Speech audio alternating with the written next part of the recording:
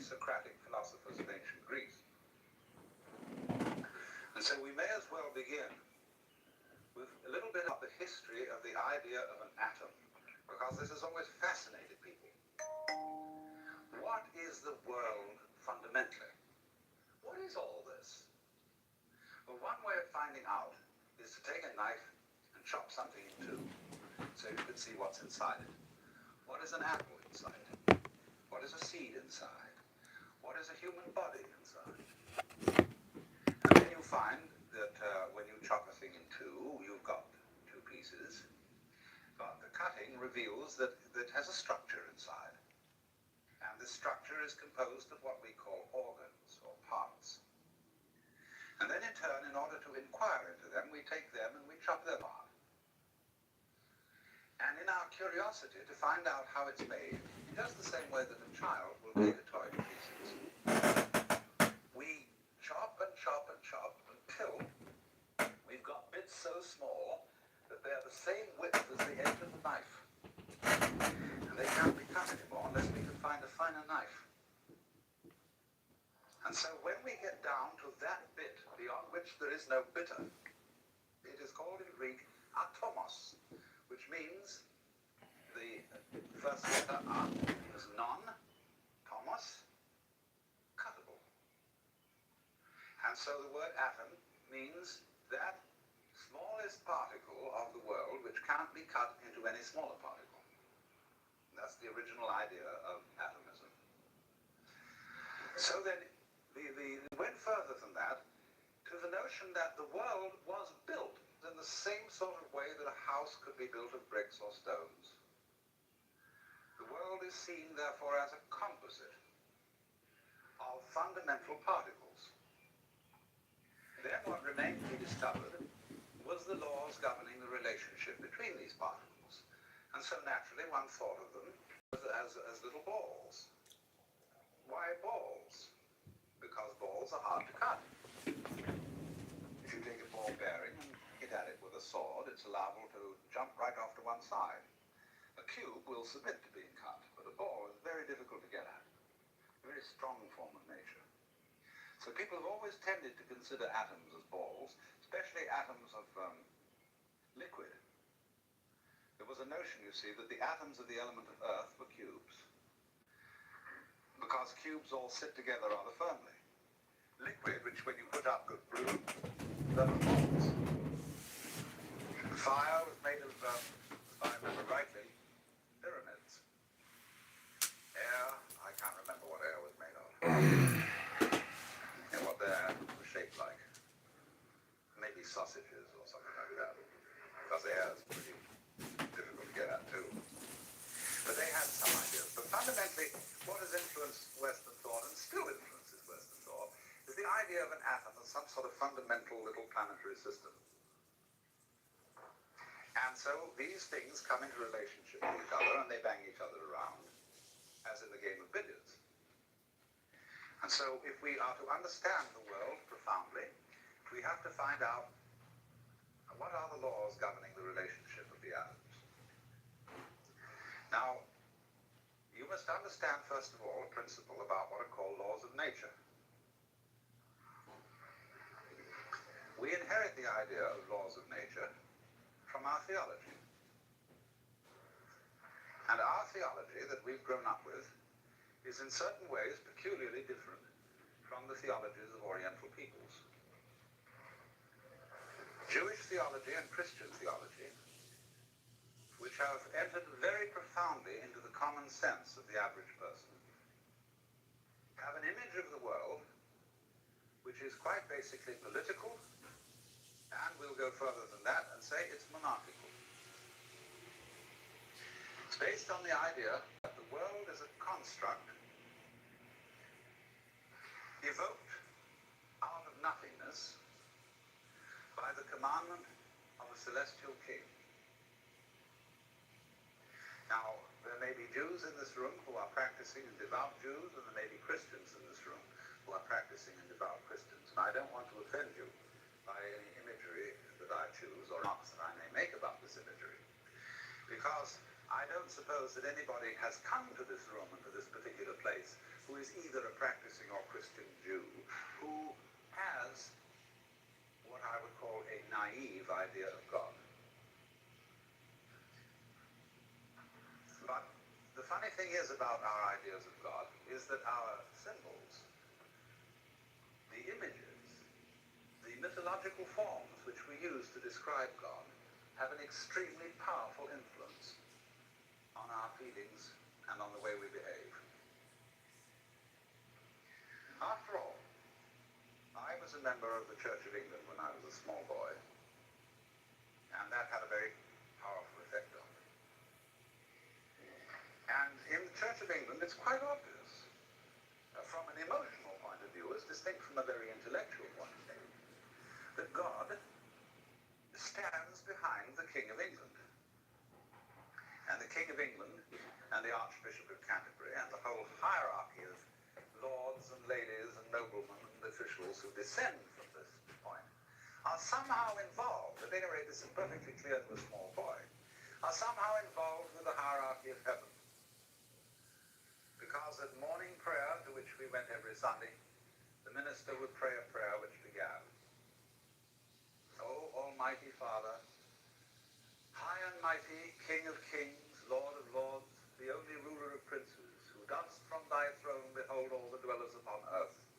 Most heartily we beseech thee with thy favour to behold our most gracious sovereign Lord King George, etc.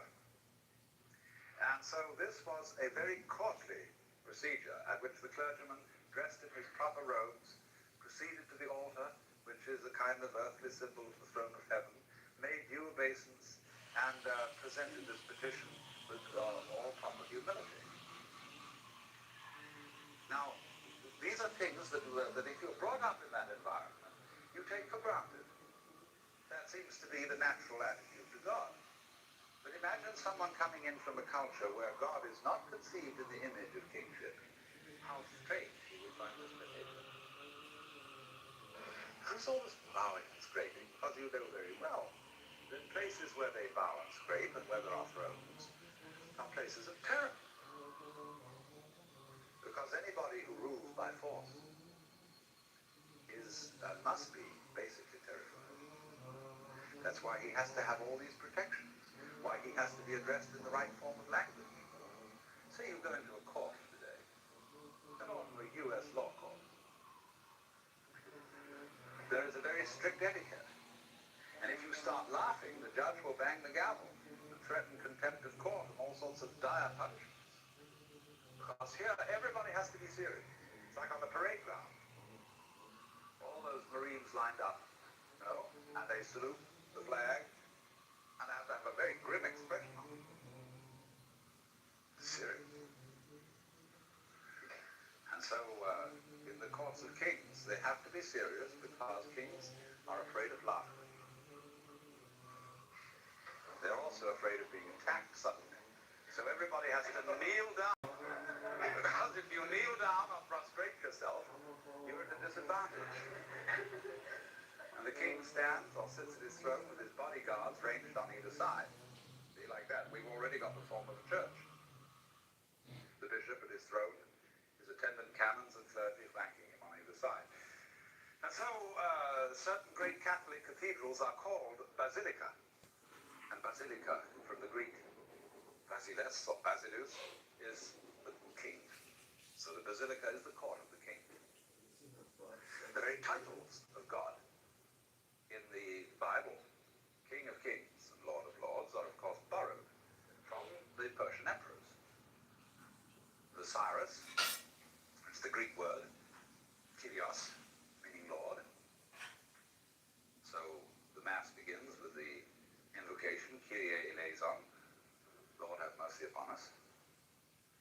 The titles are borrowed from the Persian emperor, and so the rites that have become associated with Christian religion are reflections of those great autocratic monarchs of the ancient Near East, the Cyruses of Persia, the pharaohs of Egypt, and people like Hammurabi, who were the great Chaldean monarchs. The universe was conceived then as being ruled on a political pattern like that, so that the Hammurabi particular, and Moses after him. They were the wise ones who laid down the rules. They were the patriarchs who said, now, this is the way everybody's got to behave. And since you can't all agree among yourselves as to what the rule's going to be, I'm going to tell you what to do. And since I'm the toughest guy around here, and I got these brothers of mine who are pretty tough too, we're going to say, this is the law, see, and you've got to obey. So, this is how we have got historically the idea of there being a law of nature. That somebody told nature what to do. For example, a wonderful poem by Father Feeney about bees. God, to some sticky stuff not yet alive in a hive, said, come, hum, be my bee and buzz as I bid. And sure enough, it was, and it did. See, and in the beginning, let there be light. A commandment. So commandment is the fundamental idea. So the quest of the law of nature is the quest for the true understanding of the Word of God. For by the word of the Lord were the heavens made, and all the hosts of them by the breath of his mouth. In the beginning was the Word, and the Word was with God, and the Word was God. What is that Word? If we could find out the Word of God, here is the idea, you see, we could perform incredible magic. That's why, for example, the name of God in the Bible is not to be uttered except once by the high priest in the Holy of Holies, once a year. Otherwise, that name, Yod-Heh-Vah-Heh in Hebrew, we don't really know how it was pronounced. And Jehovah mixes up those consonants with the vowels of Adonai. And that's all mixed up in translation. But anyway, Jehovah is a polite way of saying what can't be said. Because if you know the word, if you know the name of God, you have power. You have the power of God. And so all ancient ideas of magic were based on knowing the names of God. It is said that there are 100 names of God, and 99 are revealed to us. And the camel knows the 100th name, which is why he looks so snooty.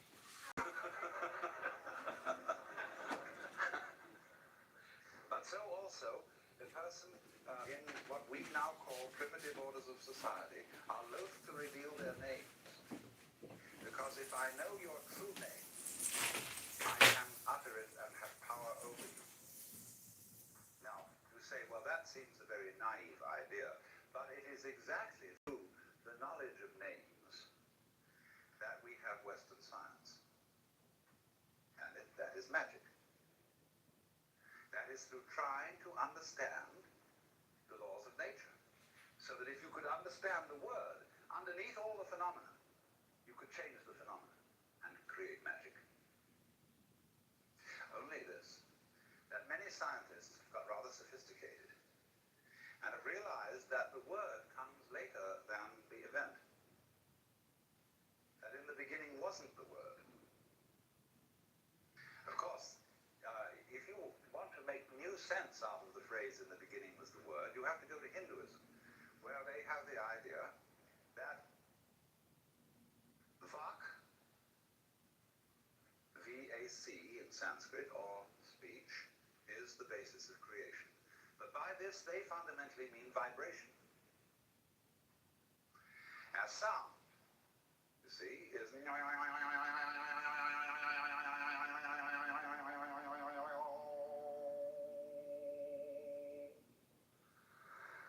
They say that is, you see, if you listen to sound and go right down into it, fundamentally get what sound is all about, you understand the whole mystery of things. Because the whole mystery of things is vibrating energy. On and off.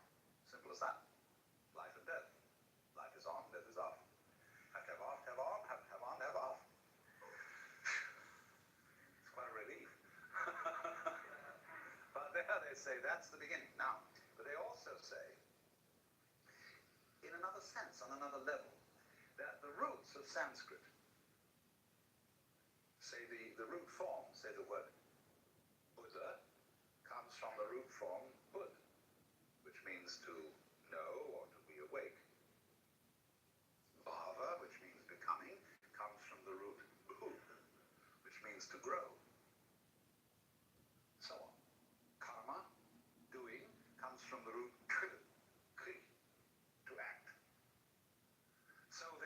that the roots of Sanskrit are not simply the roots of a language, they're the roots of life.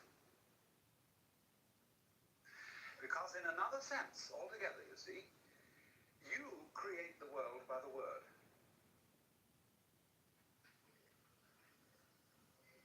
And this is something that we're not very conscious of. It's the way you think that determines your basic reactions to what happens.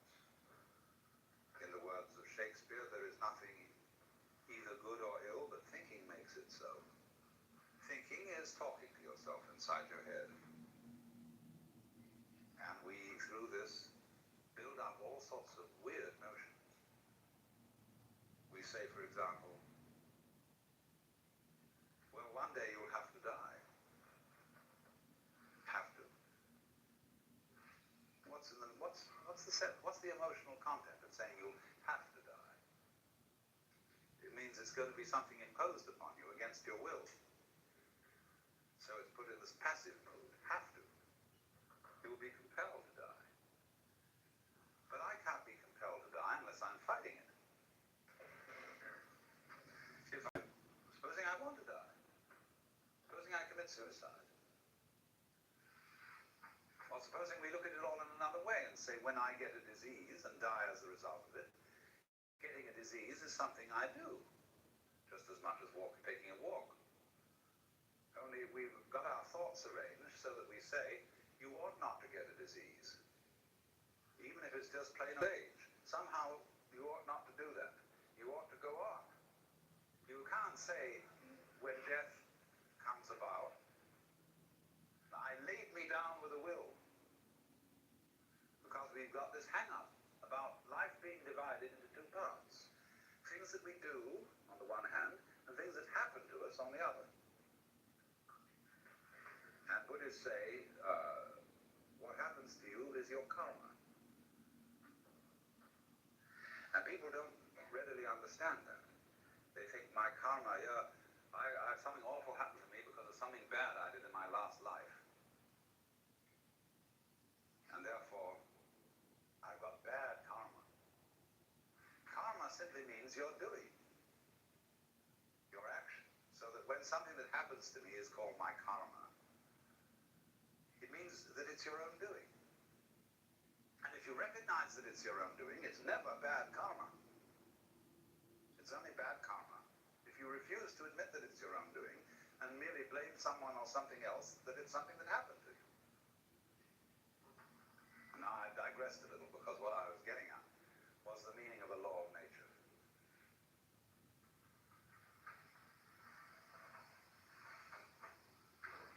Laws of nature. The word taken over, the idea of the law of nature was taken over by Western science from this ancient magical notion of the Word of God, the commandment of God, being the foundation for everything that happens in the world. But now, today, in Western 20th century science, there is an entirely new idea of the law of nature. The laws of nature are not things that exist in any real sense, which phenomena like the motion of stars or the behavior of animals and rocks, they're not phenomena which these things obey. The universe is doing its stuff. But because we have a certain kind of structure and brain, we want to make sense of it. And therefore, we find various ways of understanding the world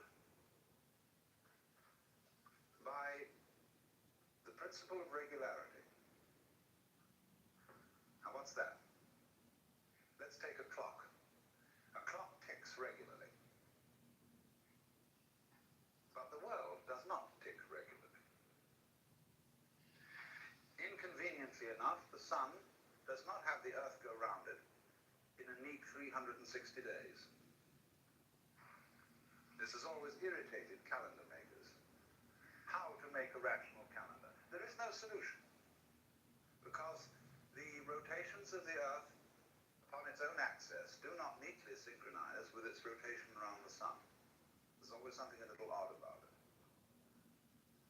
So what we do is we superimpose over this rather odd elliptical path the ideal figure of a circle with its 360 degrees. Now that is also like putting a ruler along a piece of wood and saying this piece of wood can be cut to 12 inches. Now there are no inches in the wood. Inches are a method, a technique that human beings have invented for measuring things. And so we can cut out of a piece of cloth or a trunk of a tree so many feet. Well, originally, it's simply comparing the trunk with us by putting our feet over it one after another, saying it's so many feet long, or so many spans when you stretch out the hand. This is the fundamental idea of measurement, and the inch is, of course, one joint. Not your kind of joint. And so this comparison of man's body and its regular shape, you see, 10 fingers on either side, 5 fingers on either side makes 10, 5 toes on either side makes 10. And so by stretching ourselves out, as it were, against nature, we measured it. And the idea of measurement is the same idea as the idea of the law of nature. A law of nature is exactly the same kind of thing as a ruler, or a hammer, or a saw. It is a way of thinking which enables us to control our environment by observing regularities, and then by making a calculus, which is a process really of betting. Will it be regular next time? And the odds are that it may be. If it's done it once this way, it's likely to do it again that way. So in this way, you predict eclipses of the sun. You predict the phases of the moon. You measure them. You count it. How it went, how often it did it like this, how often it did it like that. And you say, well, it keeps on doing it. And you think, wow, this is fascinating. It seems to obey me, because now I can tell you any time it's going to come up. And if the other people around haven't figured it out, they think I'm magic, because I'm going to say to them, the moon is going to change at such and such a time. So many days from now, it's going to have a different shape. They'll say, my God, he was right. And they'll think, I'm making it happen, because I can do that. And so I get a rather privileged position, because I could predict. But that's the basic idea, you see, of the law of nature. The law of nature is a human network, like the lines of celestial latitude and longitude. They don't exist in the heavens. But we project them on the sky in order to measure the positions of the stars. Because the stars are scattered in a very confusing way.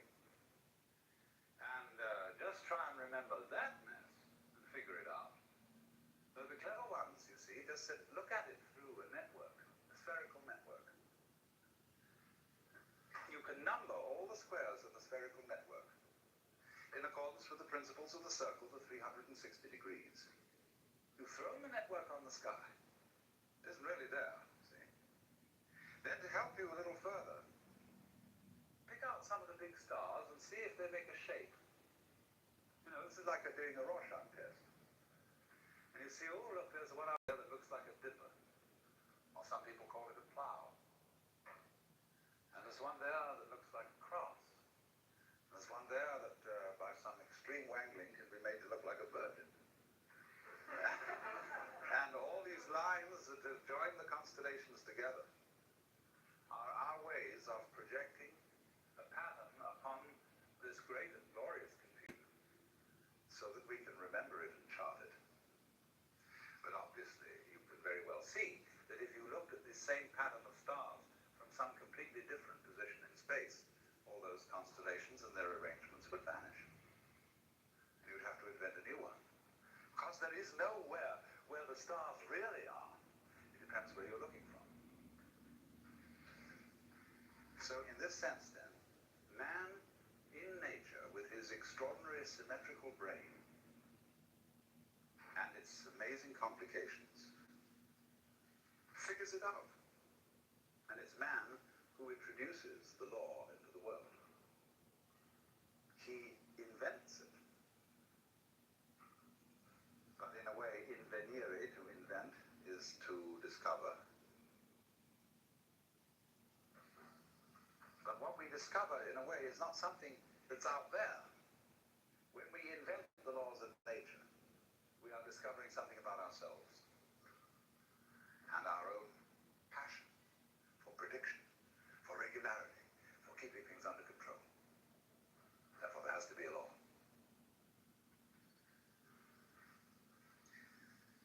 So then, going back right now to the beginning of what I started to say, the question was then, what is the law of relationship between the atoms? Between the fundamental billiard balls of which the world is composed? Well, you watch the game of billiards, and there's a cue, and it hits that ball, and then it moves over, and it hits that one, and then that hits that one, and then that hits that one. And so the final ball, which moves into the pocket, has its behavior explained through its contact with the other billiard balls and the final contact with the cue. That's why it did it. And so this view of the world as something that happens by the mechanical processes of the law of cause and effect is one that is really basic to most people's common sense today, to most educated people. They would say it's very difficult to figure it all out because the whole thing is so complicated, but if you could know all the details involved in, say, the behavior or a single act of a human being, you would find that it was the ineluctable result of a series of bouncing balls against each other, fundamental atoms that predisposed the great final event to be just like that. So that theory of the relationship between the atoms is called, in technical language, catenary. C-A-T-E-N-A-R-Y, catenary. A catenary effect, or a relationship between events, is like, for example, do we use another illustration, where you stand a row of bricks up, end up, you know, and you knock over the first one and they all go cata, cata, cata, cata, cata, and fall down. That is a catenary sequence. But it becomes increasingly obvious today to the physicist and to the biologist that that will not do as a sufficient description of how various events affect each other. And so there's another type of causal relationship altogether, which is called, instead of catenary, reticulate.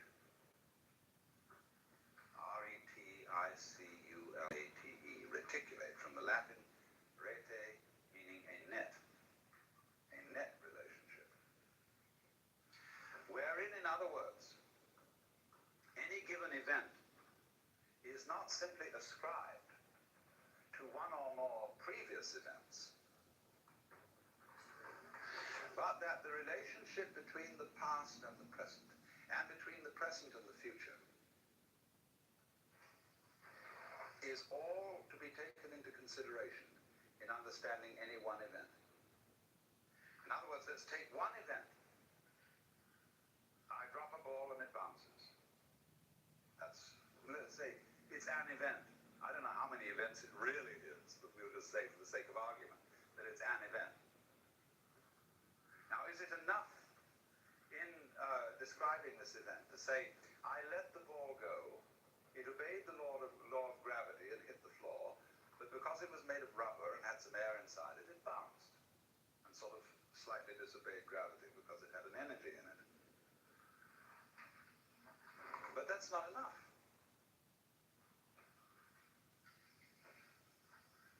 Because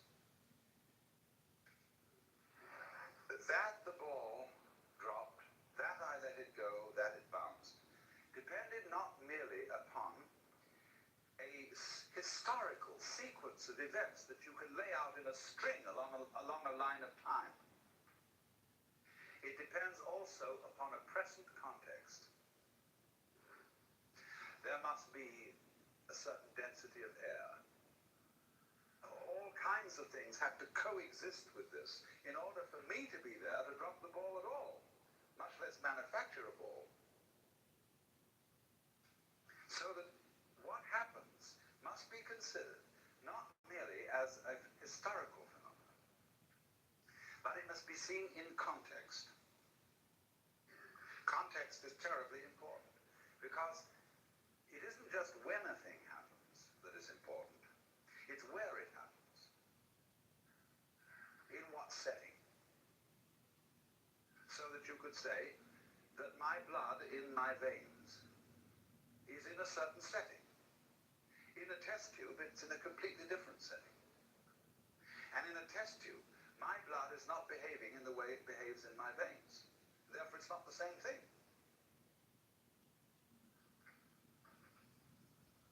So, an individual person in one setting will behave in one way, in another setting in a completely different way. I remember when I was a child. I was one boy when I was at home with my parents. When I went to visit my uncle and aunt, I was someone different. When I was with my peers, I was someone quite different. Because I changed according to the setting, and children are very well aware of this.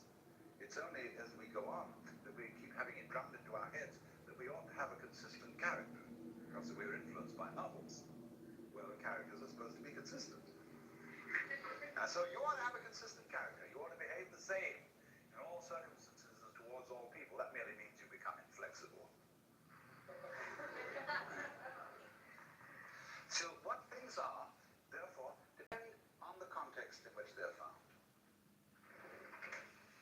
upon their network relationship to everything else that's going on.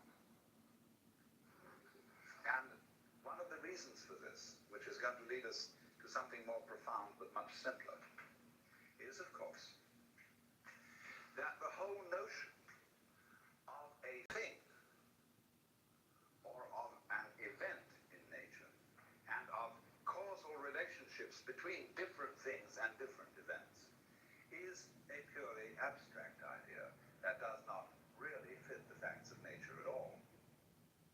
In nature, in what this physical world that you feel when you hold your head, or hold somebody's hand, or just breathe, in that world, there aren't any separate events.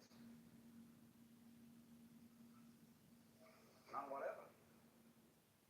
Sure, there are all sorts of wiggles around here, all sorts of lines, all sorts of colors, all sorts of surfaces, all sorts of forms, but they're not separate. Because you see, you can't separate an inside, what you are inside your skin, from the outside of the skin. Because you can see that at once. If there weren't anything outside your skin, there'd be no inside. It takes the outside and the inside working together to create this situation. And in the simplest way, the situation that I call my body wouldn't be operating unless there was air around here to breathe. This physical phenomenon goes with the situation of there being air. Now, true, it wiggles about inside the air in a rather complicated way. And other people watching say, oh, something going on over there. You know, because the air you can't see and it remains rather constant except when there's a gale. And so you don't pay much attention to it because it's always around. What you pay attention to is what changes rather rapidly. And you say, well, that's a that. Say, hey, you say to someone, you see this change going on, some wiggling over there, say, what's that? See? And he knows what you mean by a that. A that means something on the end of a finger point.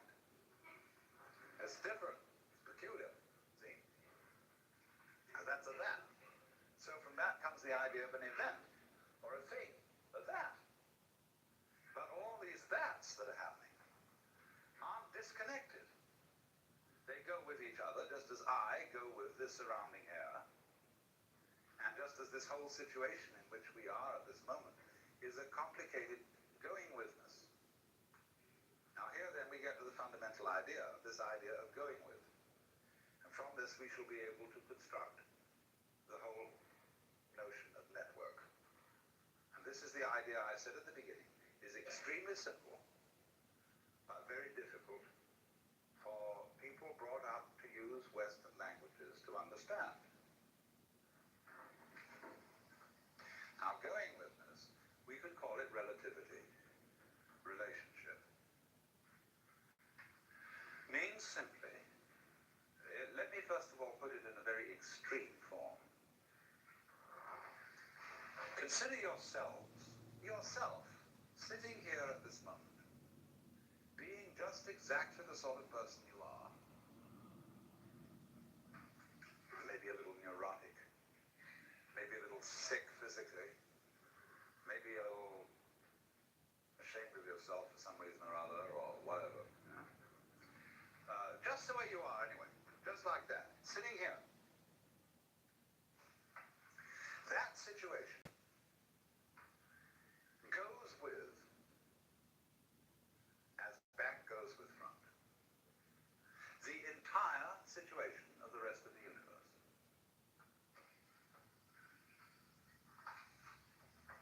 Now, you, as you are, exactly the way you are, and you really don't know what that is. You may have some opinions about it, but you really don't know. That goes with the way the whole of the rest of boundless being is arranged. Now, it isn't that the way the rest of boundless being is arranged is determining you to be the way you are. Or if it is that, if that's true, if it determines you, then we must also allow the other side of the picture that you determine it. It's your karma. You did it. But you say, no, but I didn't help it. It did me. And you can say, tisn't, like two children arguing until you realize that the argument was stupid. Because you and it are one event. It isn't a question of it controlling you or you controlling it. It's all one event. As Talha de Chardin said, the whole universe is the only true atom, the only truly indivisible whole. The human being, though, finds this difficult to understand because we're always telling each other, now you should be different. You ought to change. Don't be like that. Now listen, you're sick, and I got a system. See, I got a system. I got a real school here, a thing that is very important. And you should come and study with that. It may not be mine, it may be some big sage or pundit that I know. And you should come around and study that. And I've thought about this for a long time. Because I've heard every kind of opinion of all the sorts of things that I should do in order to get myself into shape. And I realized that if I followed this advice, I would spend my entire day doing exercises in preparation for life. I don't know when I'll ever get around to that. You know, I would have my half an hour's yoga practice, 1 hour of zazen, so much physical exercises, and so much memory practice, so much special diet preparation to be sure that I got proper food. And if I think this all through, I think, oh my God, it isn't worth it. Then another school of thought will say, no, that's the thing, you're getting confused. Just do one thing, see? But then I say, now how am I going to choose which one I'm going to do? Well, he says, obviously this one's the best. And before you know where you are, you're sewed up by some religious fanatic. Now, please, I don't want to do this to you. Please don't think that I have any such recipe that I'm going to give you anything to do for 5 minutes every morning. I just am not. I want to, my whole notion would be to set you all free so that you'd only have to attend one seminar, never have to come back.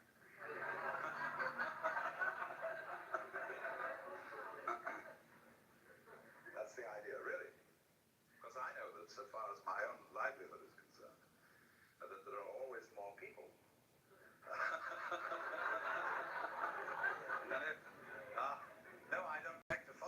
just send them all away. There are plenty more people to fill the vacuum. But this is the whole idea that we're going to work on of a net. That you are like a dewdrop on a multidimensional spider's web early in the morning. And if you look at that thing carefully, you will see that in every dewdrop there's the reflections of all the other dewdrops. So the way that dewdrop looks goes with the way all the other ones look. See? The particular glimmer in it and so on. Its peculiar position, and everybody has to have a peculiar position in the cosmos. The reflections in every one of them are different according to the position they're in and the other dewdrops that they reflect at such and such angles. But nevertheless, the whole network, all the dewdrops, depend on each individual dewdrop. And each individual dewdrop mutually depends on all the others. And that's the sort of the scheme we're living in. And it's a little bit affronts our logic at first, because we say, I can understand that I depend on this universe, because after all I need sunlight and air and water and the help of the society and all that kind of thing. I needed a father and mother. But looking at it from the other point of view, I find it very difficult to see how the whole thing depends on me.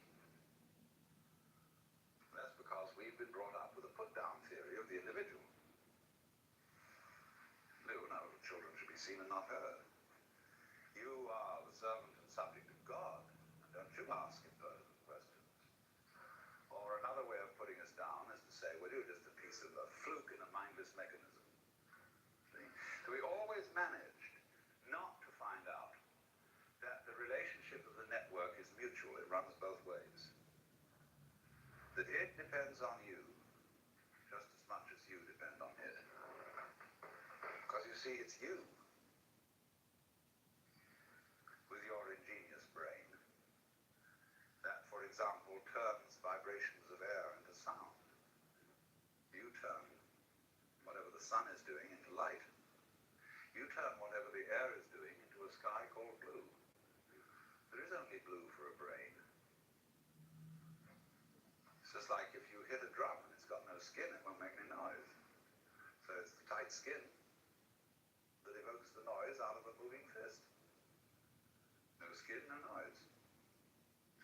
So you, as the reflector, like the dewdrop reflects, you, as the so-called reflector of all that goes on, by the constitution of what kind of a reflector you are, you evoke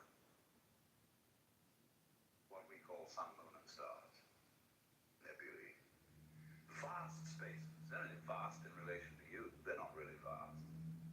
And if you compare them with yourself, they're vast. They could be considered very tiny. Or equally, the space between two sides of a hair could be considered vast if you want to think about it that way. I mean, if you really want to go into a hair, an awful lot between one diameter of a hair, you know. And if you think about it a long time, you'll think it's what we call a vast subject. Study it from microscopy. It is a vast subject. Depends on the attitude, you see. But the basic principle, the thing I really want to try and get across, is this idea of going with. The universe around you is your outside, just as much as the organs inside your skin are your inside. You go with it in the same way that the stalk goes with the root or with the flower. And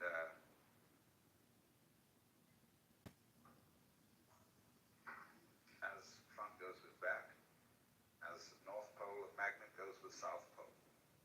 This principle of relationship governs everything. I wouldn't say governs. I'm only using the wretched terms that we have to use out of our language. But it underlies everything.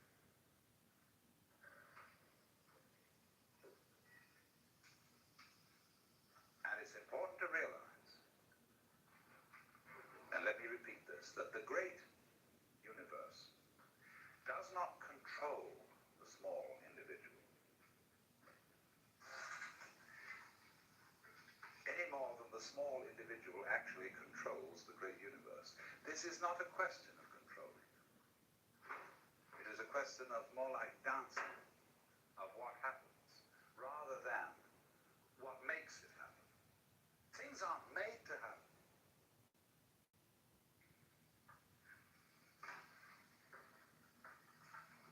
Only if you insist that a certain event is quite separate, then you can think of it being made to happen by the events that came before it. But if you realize they're all parts of one event, or different aspects, different phases of one event, then you see it happening and you don't see anything making it happen.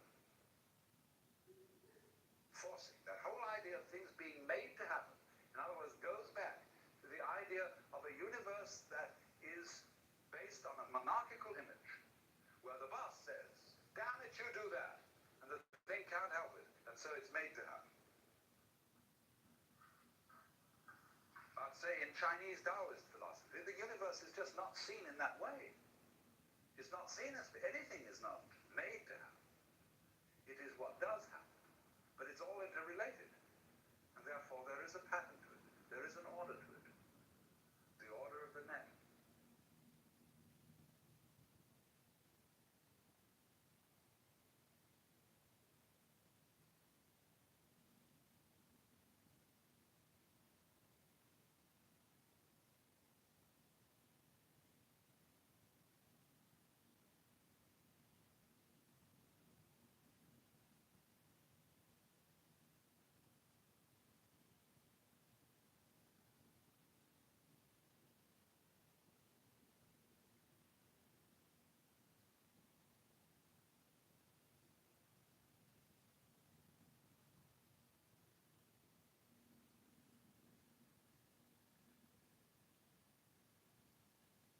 I was talking in last night's session about the nature of networks. And you remember that I explained the two different conceptions of causal relations between things and events. And I may as well write these down unless you've forgotten them. There's the catenary and the reticulate. In this kind, things and events are explained as being links in a causal chain. And so every particular happening that is identified as a thing or an event, which is, however, quite an arbitrary kind of selection, is explained by its past, by the chain of events which lead to it in a causal sequence. On the other hand, in thinking of the reticulate relationship, a thing is explained not simply by its relationship to past events, but by its context, that is to say, its relationship to present and future events as well as past. So that every event becomes something in a network. Now, you will very well understand that when you see the knots in a network, or better, the squares of the net, they're all held together by each other. Imagine the kind of network where instead of there being, well, something like knitting. In knitting, the stitches are all held together by each other. And if something breaks at one point, the thing starts raveling. So the reticulate view, or the net view of the universe, is one in which the Buddhists say everything mutually interpenetrates everything else. So as I was trying to make the central point, the point of implication, the point of relativity, that things go together like two sticks standing on the ground in this way. See? They give each other mutual support. Or like the three rings in the Ballantine beer trademark, or the Christian symbol of the Holy Trinity. Those rings interlock. But take one of them away, and the interlocking is broken down for all of them.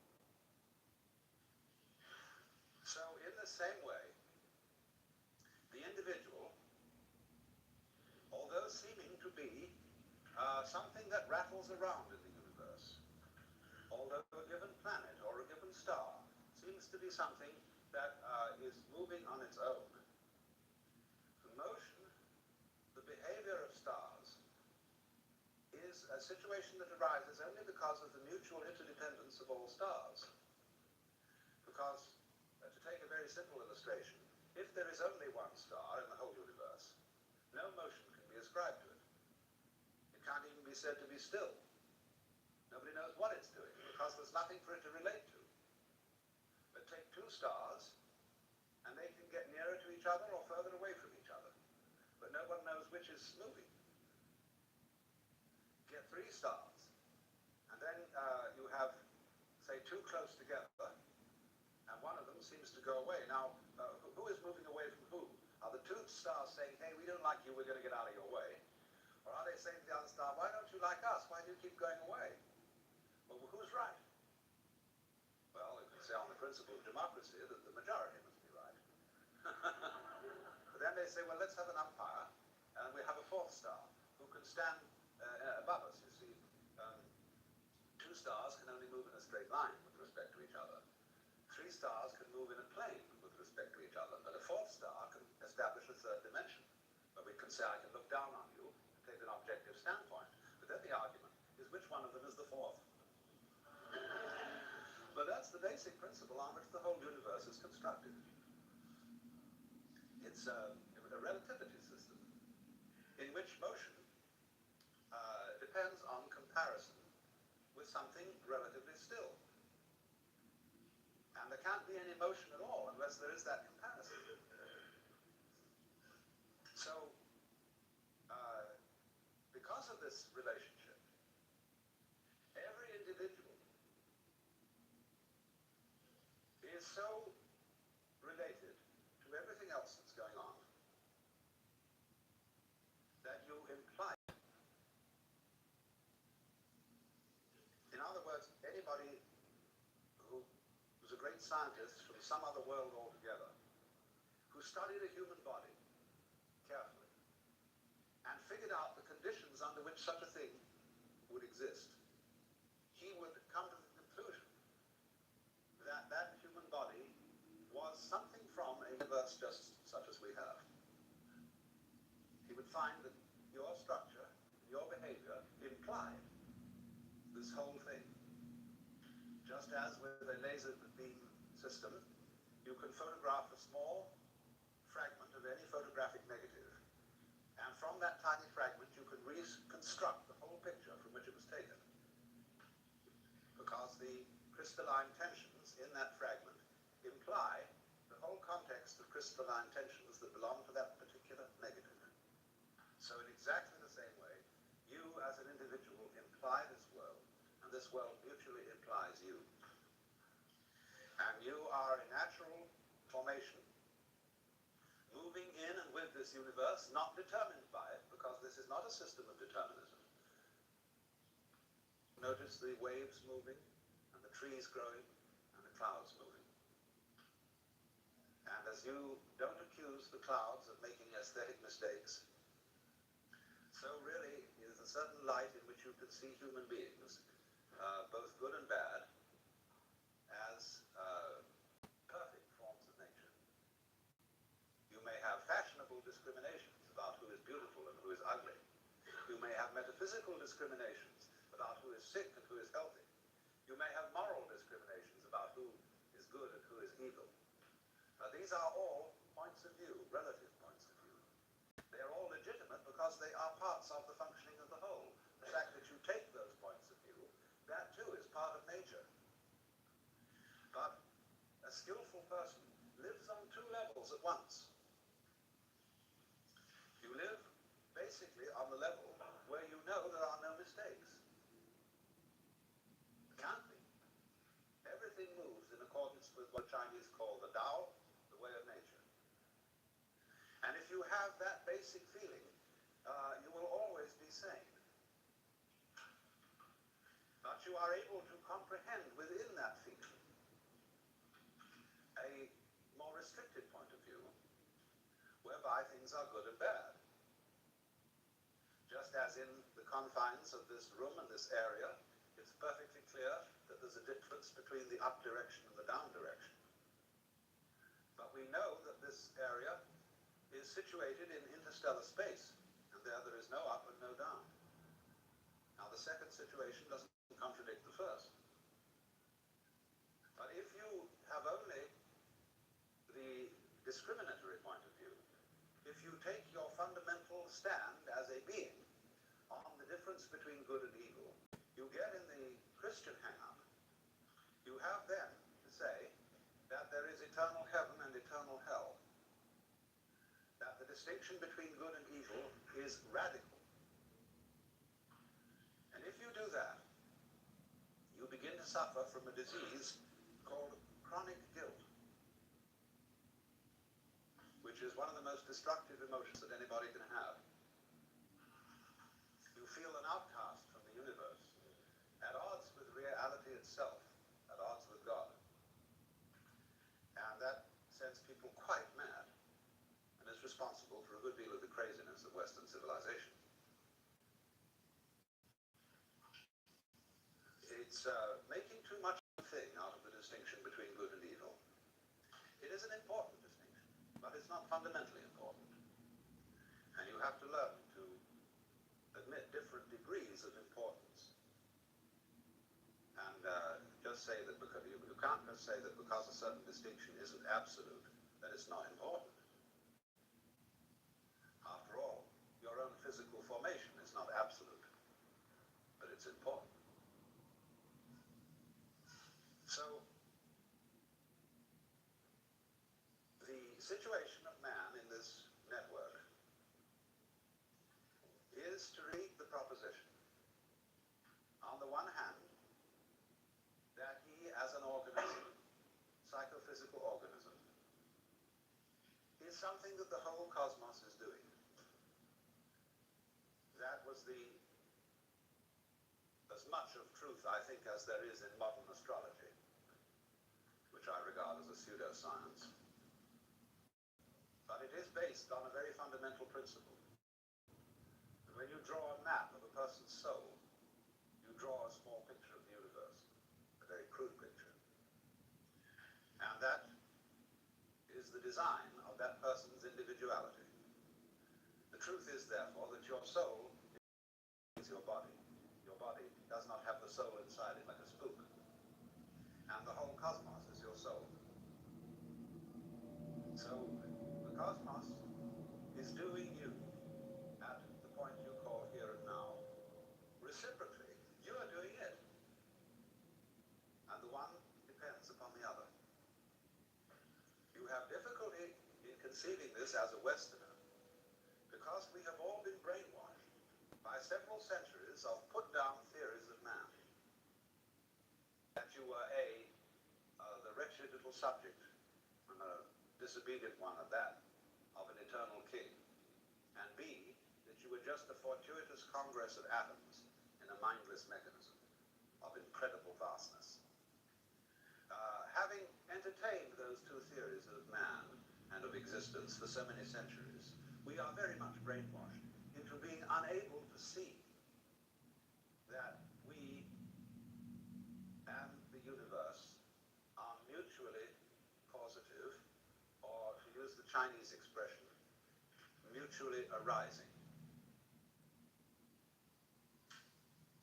Now then, a second difficulty arises in this, which requires that I bring in some ideas, first of all, from Buckminster Fuller. The principal notion of Buckminster Fuller's thought, and if you don't know this name, Buckminster Fuller is what I would call a philosophical engineer. A man who is one of the most creative minds in the modern world. He invented the geodesic dome, which is his main claim to economic fame. But beyond that, he's done a great deal of extremely fascinating thinking about the future of technology and the situation of man in the universe. And he has devised this important term, synergy, coming from the Greek, syn, with, ergos, work. But what he means by synergy is this, that every complex organism has as a whole an intelligence greater than any one of its parts. This is a difficult idea to swallow, because he applies it to technology in this way. He is saying that the industrial natural complex in which we live is something that is going in a certain direction on its own, whether you like it or not, and that it is able to organize your behavior in a more intelligent way than you can organize it. And he believes, therefore, that the increasing complexity of the industrial complex will of itself, say, outlaw such lunacy as war. It will make it impossible. And that we shall find ourselves increasingly organized by an intelligent system that is not under our conscious direction, but will make us feel, I suppose, rather as our individual cells feel inside our bodies. He gives an illustration. The transportation communications network, aircraft, radio, television, telephone, these taken together are constituting a global net, which might be said to be something like Teilhard de Chardin's idea of the noosphere. I hope you all read Teilhard de Chardin, the famous Jesuit theologian, who wrote the best of his books as The Phenomenon of Man. The Earth, which is the geosphere, from the Greek geos, geese the Earth. Then the Earth, as the geosphere, is covered with a biosphere. That is the sphere of living organisms. The biosphere, in turn, generates the noosphere, which is the communication network that we call the mind. Through literature, through speech, through radio and television communication, the noosphere is slowly realized. So, Buckminster Fuller is really talking about the same thing. The noosphere is the network of communication set up by technology. And so, for example, let's just take air transportation. As a result of jet planes, all centers that are in communication with each other by jet aircraft are becoming increasingly the same place. When you wake up in Tokyo, having come from Los Angeles or San Francisco, you are slightly in doubt as to where you are, because Tokyo is an immense muddle. It's a mixture of Paris with Los Angeles, of San Francisco with Shanghai, of London vaguely thrown in, and sort of a touch of Japan. It's a phenomenal place. But if you live in San Francisco, you realize it's becoming more like Tokyo. Because we have a tremendous inrush of Japanese culture. We have superb Japanese restaurants. You can go to sushi bars, that is to say bars for rice balls and raw fish, which are beautifully served, just like in a bar in Tokyo. And increasingly, we have supermarkets which sell Oriental, African, and Japanese goods. And I call them supermarkets for the unusual. And more people are laying down tatami mats and cooking over hibachis and using chopsticks and every kind of thing like that. So the point is that how near a place is to you is simply a factor of transportation. There are places in the United States. I was just in one in a far out Indian area of South Dakota. It takes longer to reach than to get to Tokyo. So it's further away. That's all there is to it, for all practical purposes. So Fuller's idea is that by the year 1968, so soon, we have a one-town world. And it's coming fast. And as human beings have some problem adapting to this, because as you know, when you travel by jet, just as when you're in an elevator that drops too fast, you feel it left your stomach on the 14th floor and has taken the rest of you down to the first. London and brings your body to San Francisco. And it takes some time to catch up. All your time rhythms are thrown off. But we'll get used to it. And eventually, therefore, we must add to this, planes are very expensive. All governments have immense investments in aircraft. And to work, they must be kept flying. Otherwise, they get out of order. So they must be kept moving. That means there's also a huge tourist business, constantly interested in shuffling people all around the earth. And as a result of that, it's going to be increasingly a vested interest. And politicians will find it harder and harder to stop it in the interest of having a war. So what we are in effect reduced to at the moment, so far as wars are concerned, are experimental wars. Wars in small areas against people who allegedly don't matter very much, in order to test out our military materials and techniques. Because nobody can afford to keep a large standing army in which there are no veterans. So they must have practice. And so practice wars are carefully arranged. But increasingly, you see, they find that these practice wars rouse passions and disturb everybody in all directions, because there is no such thing as an unimportant people. And so they become increasingly difficult to carry on. So Fuller is extraordinarily hopeful about the future of mankind, because he feels that the synergy, the quality of intelligence in the total system, will overcome the folly of individuals, or of parts, who are unable to act with full understanding of what's going on.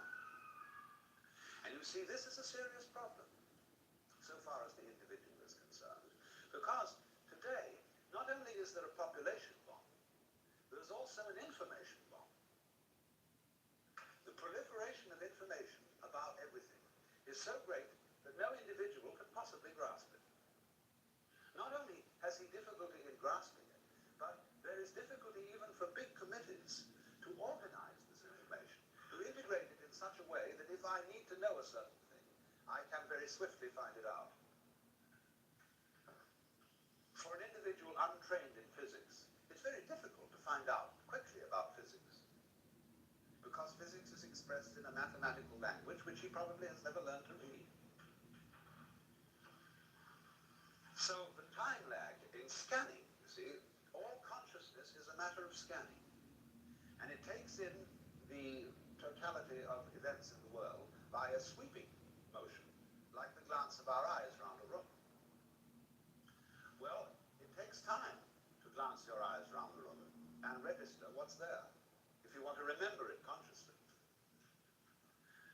So what we are saying is that the intelligence of the system, the synergy, is more intelligent than any individual consciousness can be. But, of course, as a living organism, you are much more than consciousness, in this scanning sense, because you certainly don't arrange the complexities of your own brain by conscious decision. That's something that you grow. Or, we could put it this way, that the intelligence of the universe grows as it grows you. But here again is another hurdle for the average Westerner, whose common sense is derived from the philosophy of science current in the 19th century, are thinking that the organization of the universe is intelligent. That seems to us to echo of theism, of God ideas where God is based on an anthropomorphic or man-like image, the old gentleman with whiskers in the sky. And of course that God is dead, beyond recall. But that's not the only kind of God. To think of the universe itself, its vast and complex organization, as being intelligent, what on earth does that mean? What do you mean by the word intelligent? Well, when you come to think of it, it's the most difficult word to define. Everybody knows what it is, but very few can say. It's like you know what love is, but just try and define it. You know what time is, but try and define that. Space. Everybody knows what space is, but it's the most difficult thing to pin down. And that's equally true of intelligence. We can see certain elements in intelligence. We can see complexity as an element of it. We can see complexity as what we call an orderly arrangement of different clusters of complexity. But again, we're using words, all of which are imprecise. What do you mean, orderly? That's practically to say it's all in order.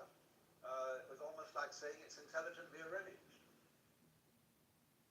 We recognize these things, but we are not quite sure what we mean by them. But we recognize them at once. And for example, if we begin with the pure hypothesis that we ourselves are intelligent, and let it go at that. If we're not, then nothing is. But let's, for the sake of argument, say that we human beings are intelligent. Now, if that is so, then the environment in which we live must also be intelligent. Because we are symptoms of that environment, and I don't for the life of me see how you can have intelligent symptoms of an unintelligent organization.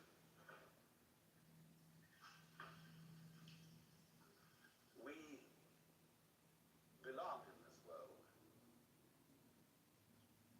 We didn't arrive here from somewhere else. We're not tourists in the universe. We're expressions of it. Like branches express the tree, or fruit express the tree.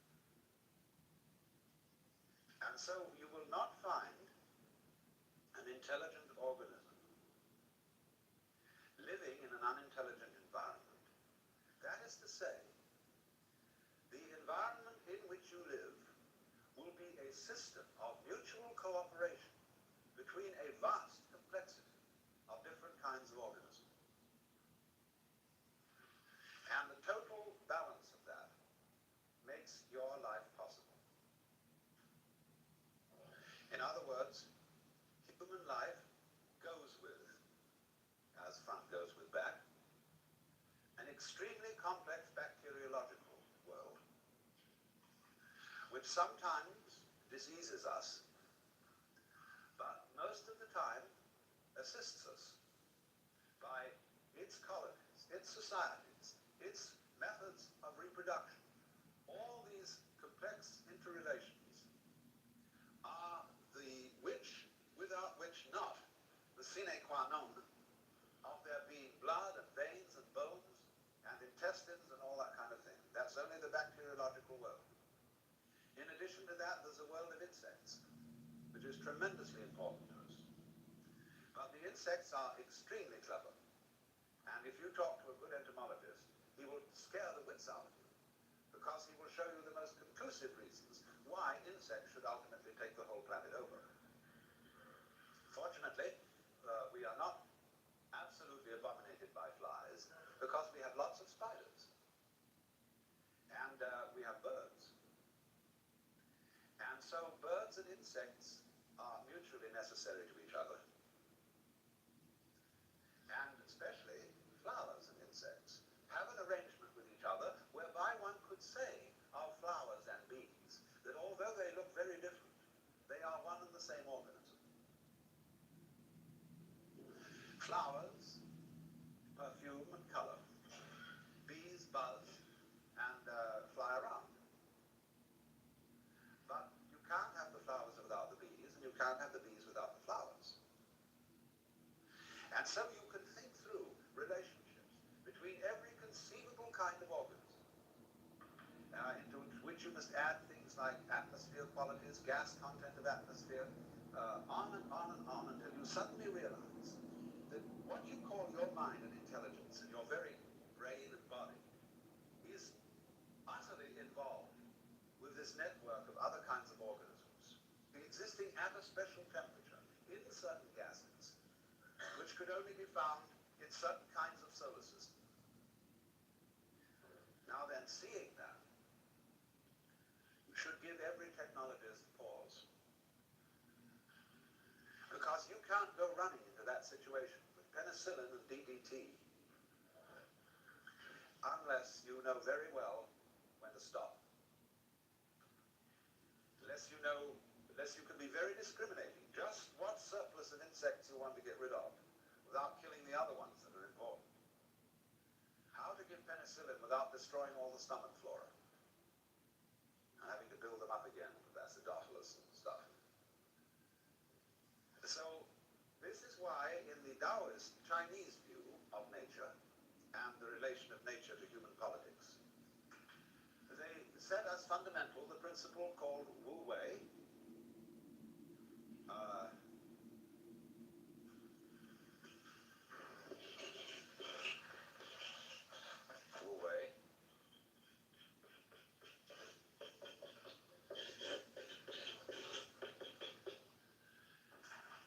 which means non-interference. Not quite what we mean by laissez-faire, but rather close to it. That is to say, when you act upon nature, and you must, you can't help but interfere. There's no way of isolating yourself from the world. Every time you breathe, you interfere with something. See? But the art of Wu Wei is that when you interfere, endeavor to do so by going with the grain of things. In other words, if you want to split wood, split it with the grain. Don't try to split it across the grain. And likewise, when you want to pick a fight, don't use violence, but use the other person's violence to bring about his downfall. That's judo. And that judo is applied Wu Wei. Sailing is Wu Wei. That's distinct from rowing. So then, the Taoists, you see, recognized that there is this universal organism. And they thought of the cosmos as a great organism without a boss. There is no one in Chinese philosophy making the world happen or ordering it. There is no, as it were, central principle in the middle which sends out commands to all the subordinate parts. But rather, that the thing organizes itself. Their word for nature being Ziran, meaning what is so of itself. So they saw the whole cosmos as a self-regulating organism. And they further saw that the individual is not merely a part of that organism. He is an expression of the whole thing. And the whole depends upon this expression, just as much as the expression depends upon it. And that was the principle of mutual interpenetration, which is called in, it's more familiarly known by its Japanese name, Jijimuge. The principle of the network. Between thing event and thing event, there is no obstruction.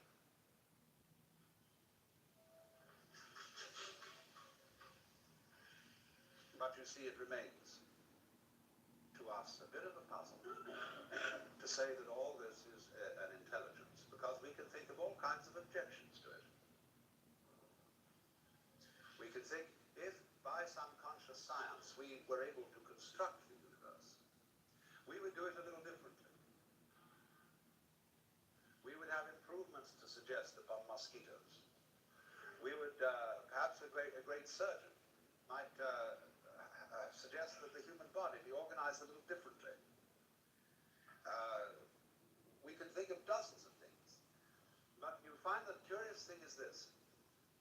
When you try to think out carefully how to improve the world, and then you realize is what the consequences of your suggestion would be, you wouldn't like all of the consequences.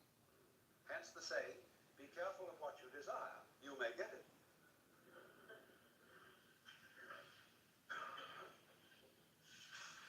And then one invites the individual, and this is one of the great things to do, to suggest another kind of universe. What kind of universe would you design if you were God?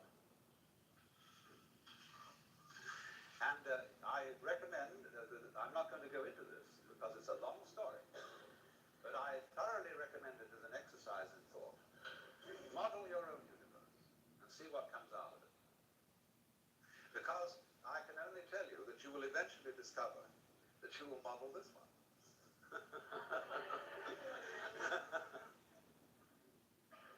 And you'll find out, you see, that it's based on certain absolutely fundamental principles, which of course includes the game of hide and seek.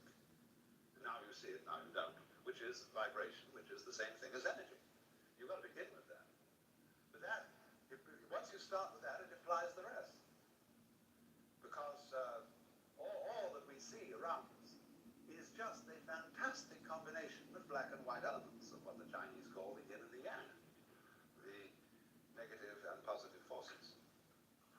And it all leads to this, but in an incredible dance.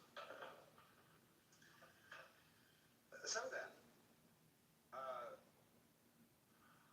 you have difficulty, though, of course, in seeing the world as an organism. Because when you look out at the stars, you are in roughly the same situation or relationship to what you are seeing as when a physicist studies the constitution of the atom. He will make a map of the behavior of the nucleus, in which there will be various rotating particles or wavicles. And you will see something which looks like a mathematical design and doesn't look like an organism.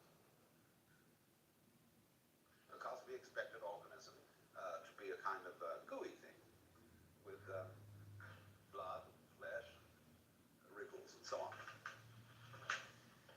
So if you looked only through the microscope, you wouldn't see the organism. But when we look out at the rest of the universe, we are, as it were, sitting down on one of those electrons, looking through a microscope at the rest of it. And therefore we don't see the sort of total design it makes up. That's much too far away from our conscious inspection. And this is one of the reasons, then, why it's difficult for us to formulate the idea that there is an intelligence operating here. Because all we see is a firework display. This tremendous display of radioactive mud and gas. And one would say, well, it's just a kind of a contraption that happened to arrive there, and that's all there is to it.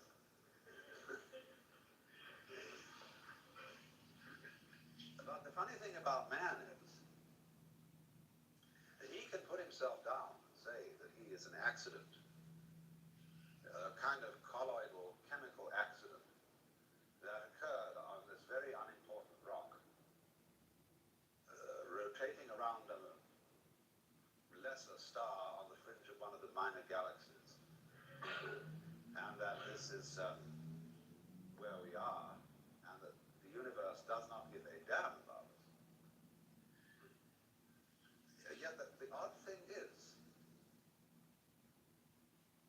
that this wretched little chemical thing can reflect an image of the whole cosmos in its vastness inside its head, and can know he's there. And that means, though, that this thing, however small in dimensions, is vast in comprehension. And what scale are you going to attach the word importance to? Mere size or degree of comprehension? By degree of comprehension, man is huge. By that scale. So then, if the principle is simply that if we can see from a perfectly physical point of view, what we would call a strictly scientific point of view, that the individual organism goes with its environment in just the same way as bees go with flowers, and flowers in their turn go with grubs, and grubs in their turn go with birds, and so on, all the way through. Then, when you want to define yourself, you cannot say that I am just what is inside the skin. inside this skin goes with everything outside it and constitutes a single complex field of diversified behaviors, diversified processes. You look at that then from a strictly physical point of view, and there it is, this network. But then the trouble comes up is, you say when you've studied that, and you've read all the books on ecology and botany and zoology, astronomy and so on, you say, yes, I see that. That's quite true, theoretically.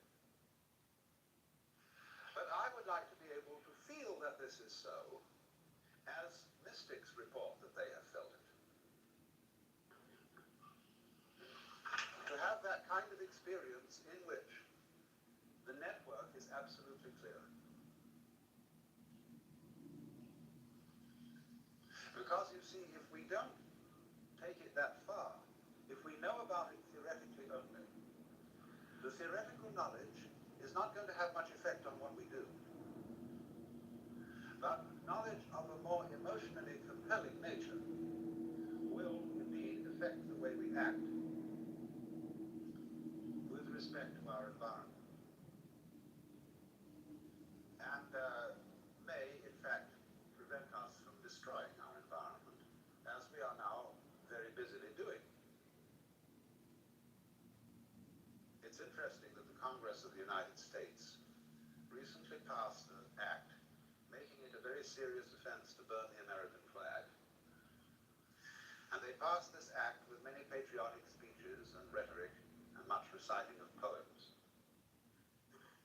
And this is the most fantastic example of American confusion between symbol and reality, between menu and meal. Because this same Congress is directly or indirectly responsible for burning up what the flag stands for, namely the geographical United States and its people. By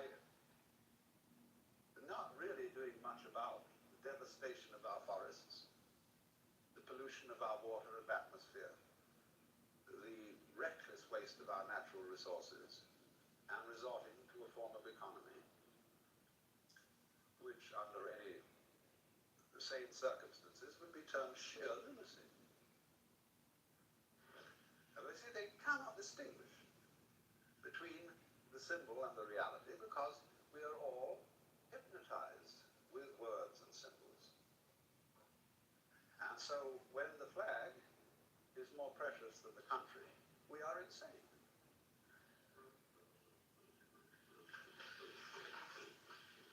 When you say, I love my country, and what you mean by that is you feel certain emotions when you salute a flag, you don't love your country at all. Because to love the country means to participate in its life in a loving way, in a considerate way. And after all, our animals are, in a certain sense, members of the United States. The birds, bears, all these lovely creatures. And what we're doing is we are getting rid of birds at a fast rate. We've reduced certain populations of birds by as much as 75% in the last few years. Because they eat our poisonous insecticides and so on. And eventually they get into us. That's love of country. So, as a result of this confusion, you see, and failure to see that the outside world is not a kind of chunk of mineral resources and cows to be exploited, to be just eaten up. If we do that, we turn ourselves into a swarm of locusts on the planet. The price for eating beef is that you must farm beef. You must conduct husbandry. You must help cattle to multiply, and you must care for them properly. The same with fishing. We have not husbanded whales, and therefore they're on their way to extinction. This is the price, that you've got to cherish the animals that you live off. And then furthermore, after that, to put in my particular prejudice, you've got to cook them properly. You don't just chew it up because it's supposed to give you energy. It'd be good for you. That's an irreverent use of dead animals, dead plants.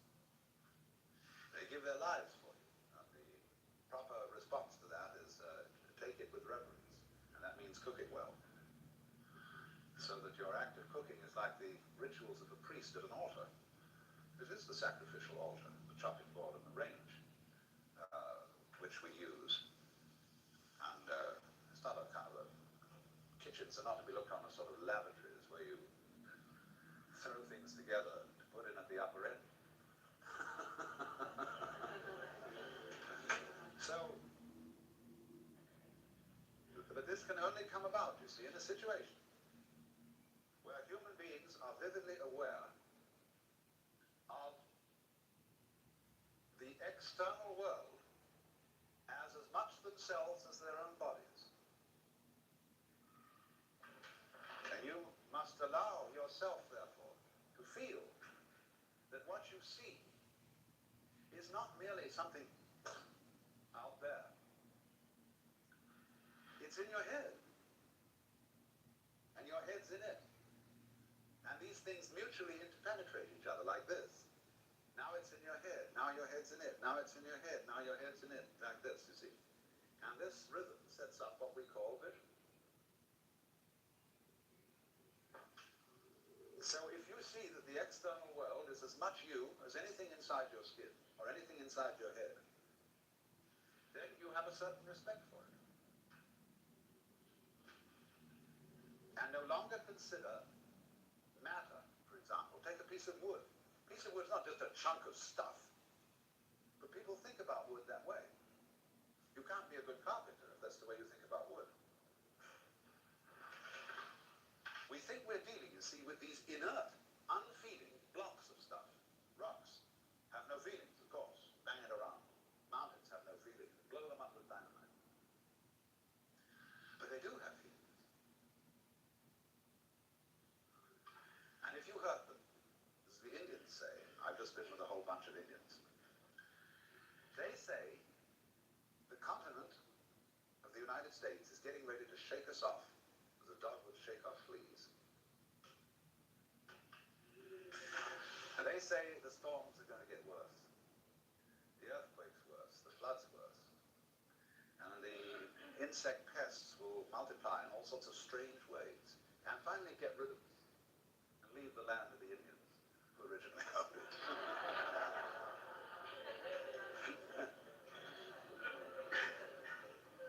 Let's have a brief intermission.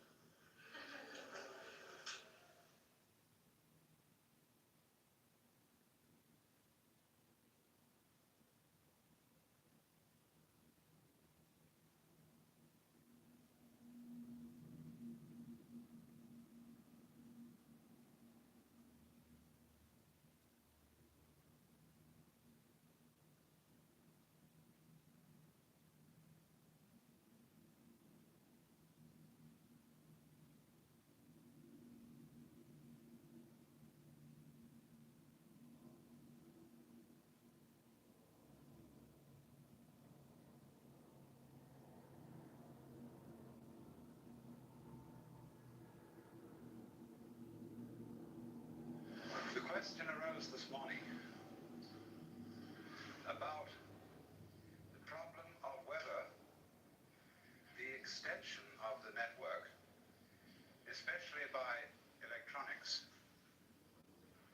might not abolish individual privacy. And I said I was planning to devote this afternoon's session to that problem and some of its ramifications.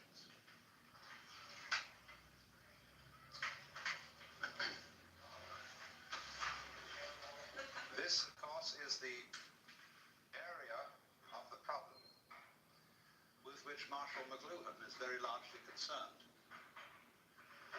For he has pointed out that just as the wheel is an extension of the feet,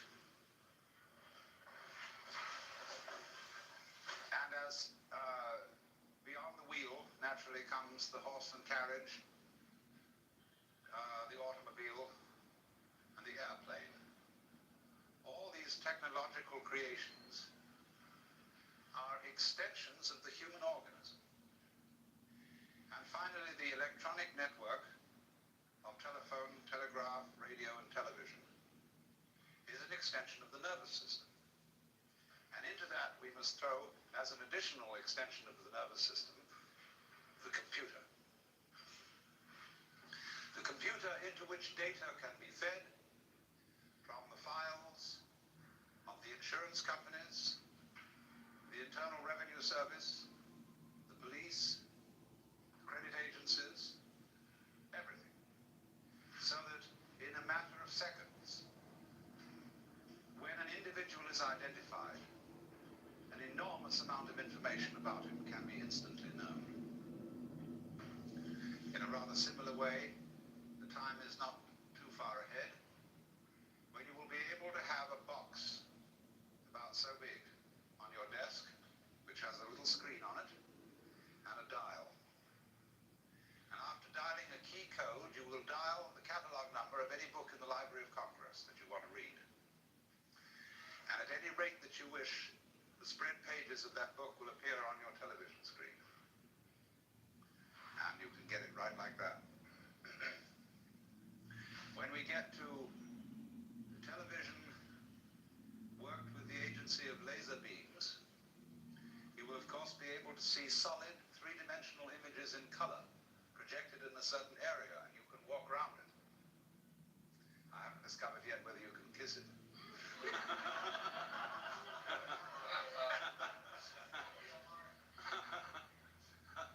But when you get a phenomenon like that, it begins raising the question of where somebody actually is. When the reproduction becomes technically perfect, you see, you won't know the difference between the reproduction and the original. That's going to be a new kind of confusion. And we will perhaps even be able to think about the word reproduction in a new sense. We say now, one of the meanings we give to the word reproduction is sexual reproduction of the species, or the biological method. Then we have reproduction through photocopy, and all that kind of thing. Let's suppose, too, that we begin increasingly to be able to manufacture the parts of the human body in very perfect kinds of plastic. So that when your heart goes wrong or your kidneys go wrong, the surgeon will simply replace them with a plastic reproduction, which will work equally well. And perhaps they'll never be able to reproduce in plastic the brain, but they can at least put in there a radio device which will connect with a computer system of some kind, which will do the same job. So that then, after the years go by and your parts have been replaced, the serious question arises as to, are you the same individual? And we would say, well, no, you've been entirely replaced. Of course it does. You're being replaced all the time, though by a different method. And just as, say, an institution like the University of California, which is a very rapidly changing university, and for some mysterious reason it remains the University of California, recognizable as such, even though the students, the faculty, the office and administrative staffs, and the very buildings themselves are in a state of flux, so that they hardly remain a constant for 5 years in succession. What then is the university? The university is a pattern of behavior. And the organisms involved in that pattern keep changing. But the pattern retains an identifiable continuity. So does your body. So does the whirlpool in the stream. So do the hot springs down below, although the water is running through them all the time and is never the same.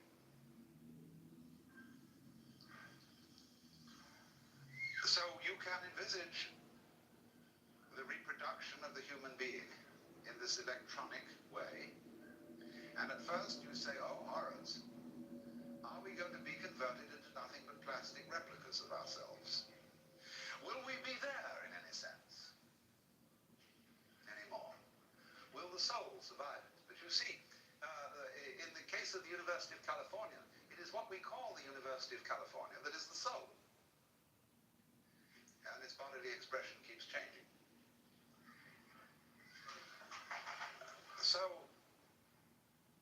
when we find out that we are electronic echoes of ourselves, being perpetuated through the ages, we shall come to the astonishing conclusion that that's what we already are. Only we have to do it again ourselves in order to realize it. We are already the most remarkable electronic patterns from the standpoint of physics. So let's a bit lay that bugbear to rest. Although I must say, there is something about plastic in its present stage of evolution that is somewhat repulsive. There is a state of consciousness which those who are psychedelically hip or hep call the plastic doll, in which everything looks as if it's made of plastic, as if of patent leather or enameled tin, that it only reflects light and has no light inside it. There is another side to the vision, whereby everything becomes living jewelry with light inside, a kind of beatific vision as distinct from a diabolic vision. And at the present stage of its development, plastic always suggests the diabolic vision. But it is through the diabolic vision that you gather the deepest insights. It's really profounder than the beatific vision in a certain way. Because if you can go down into any experience, I hope you understand the meaning of this phrase, go down into. It's very important. It means exploring a certain sensation or a certain feeling, to find out all its implications, to find out what it is at root that you like about it or dislike about it. And you will find, if you explore the plastic doll vision sufficiently carefully, that it will bring about in the end a far greater depth of bliss and realization than merely exploring the things that are lovely at first sight, obviously so. So one should think about this funny thing of technology considered as artificiality in the light of the realization that there really is nothing artificial. You might say the distinction of the artificial from the natural is a very artificial distinction. That the constructs of human beings are really no more unnatural than bees' nests and birds' nests and constructs of animal and insect beings. They're extensions of ourselves. So then, what about the situation when it arises that we are all computerized, that no one is hidden? I want you to notice something already about the Bell Telephone Company. They have a regulation whereby you cannot switch your telephone off. You may have an extension in the house and you may switch that off, but you may not switch off your main phone. And if you leave it off the hook, it starts screaming after a while. They project that not many years hence, the ordinary telephone will disappear, and every individual will carry around with him a thing about the size of the old pocket watches. One side of it will be a TV screen and a speaker. The other side of it will be a set of buttons, over which you just place your finger to activate them. You will be able to dial world information, who will give you the number of any given individual. If he doesn't answer, he's dead.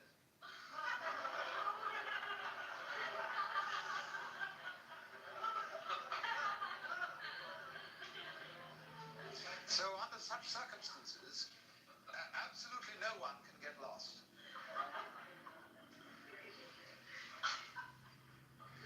And then you see, as this moves on, let me develop some of its further possibilities. Toynbee and McLuhan have noted that as technology progresses, there enters into it a quality of what they call etherealization. And this is connected with Teilhard de Chardin's doctrine of peduncles. Peduncles aren't exactly relatives. And we have to understand first the doctrine of peduncles.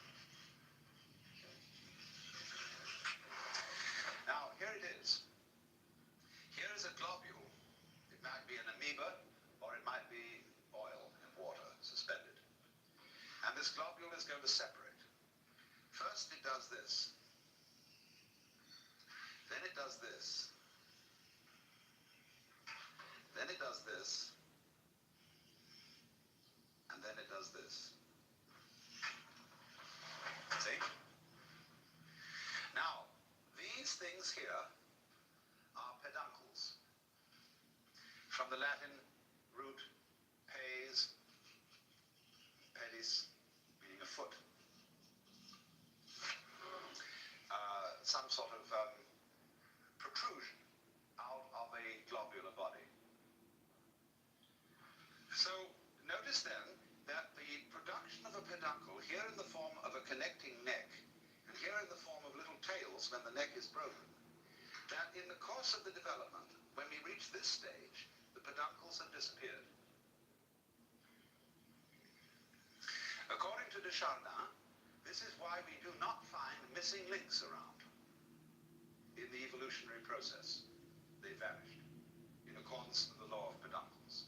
Now, in exactly the same way, the human technology sets up certain kinds of peduncles. A road, for example, or a railroad, is a peduncle. Because with the development of automotive traffic, truck traffic, the railroads become increasingly obsolete. And there are rusty old tracks lying all over the country that are not used anymore. And then with the development of aircraft, the road tends to become obsolete. With the development of radio, the wire as a connection, as a peduncle, becomes obsolete. So that more and more, the connecting links that we saw in a visible way disappear with the development of more expert types of communication. We can easily take this a step further. When we develop a form of electronic communication, such that you don't even need to take a plane. You want to see, supposing I want to see my father in England, we both have these laser beam TV jobs. And like that, I can recreate in front of him myself and my exact environment, everything around, just as if he was sitting in the room. And I can do that with his set on the other end. So that eventually we don't need to take the plane.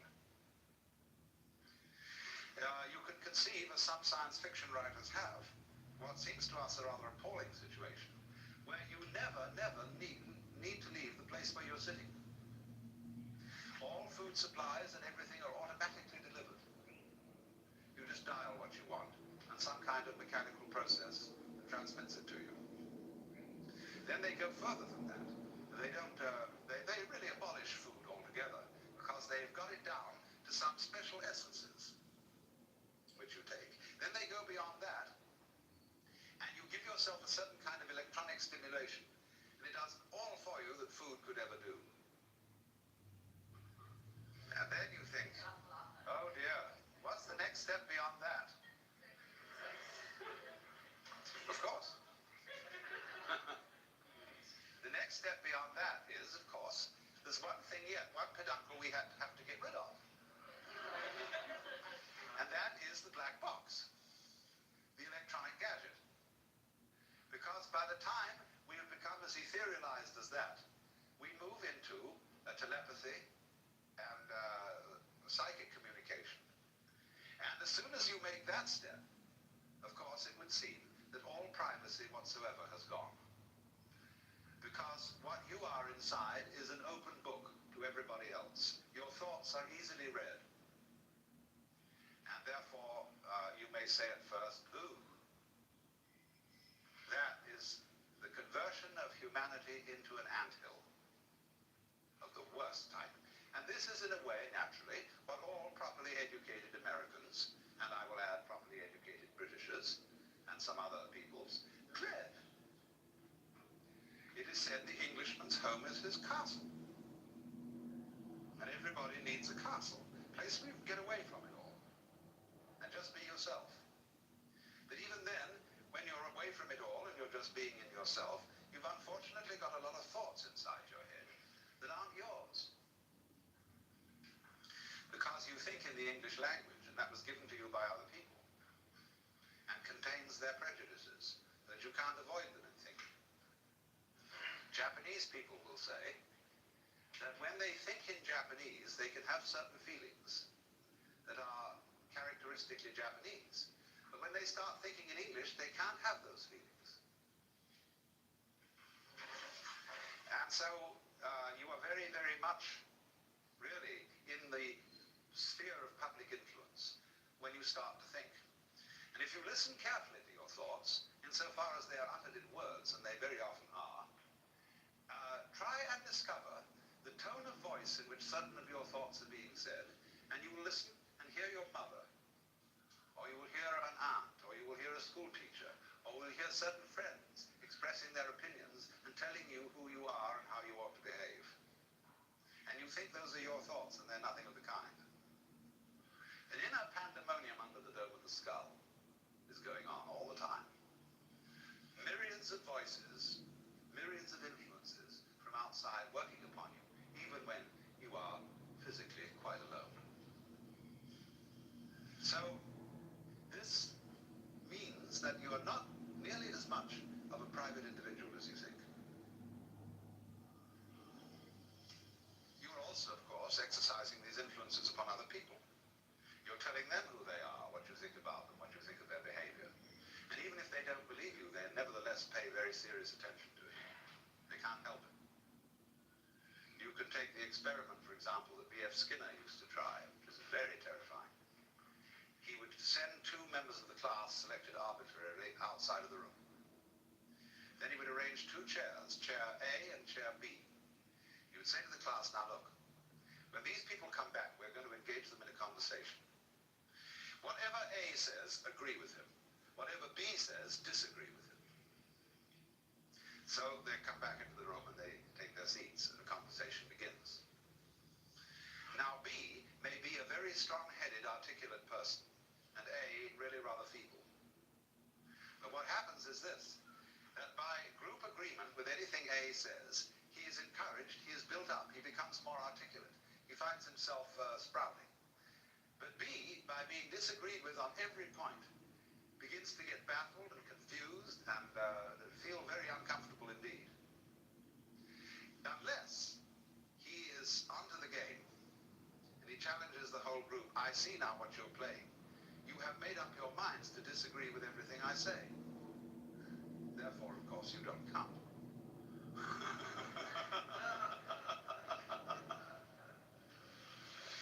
I shall pay no attention. So, in this way, you see, we're already colossally influenced by each other.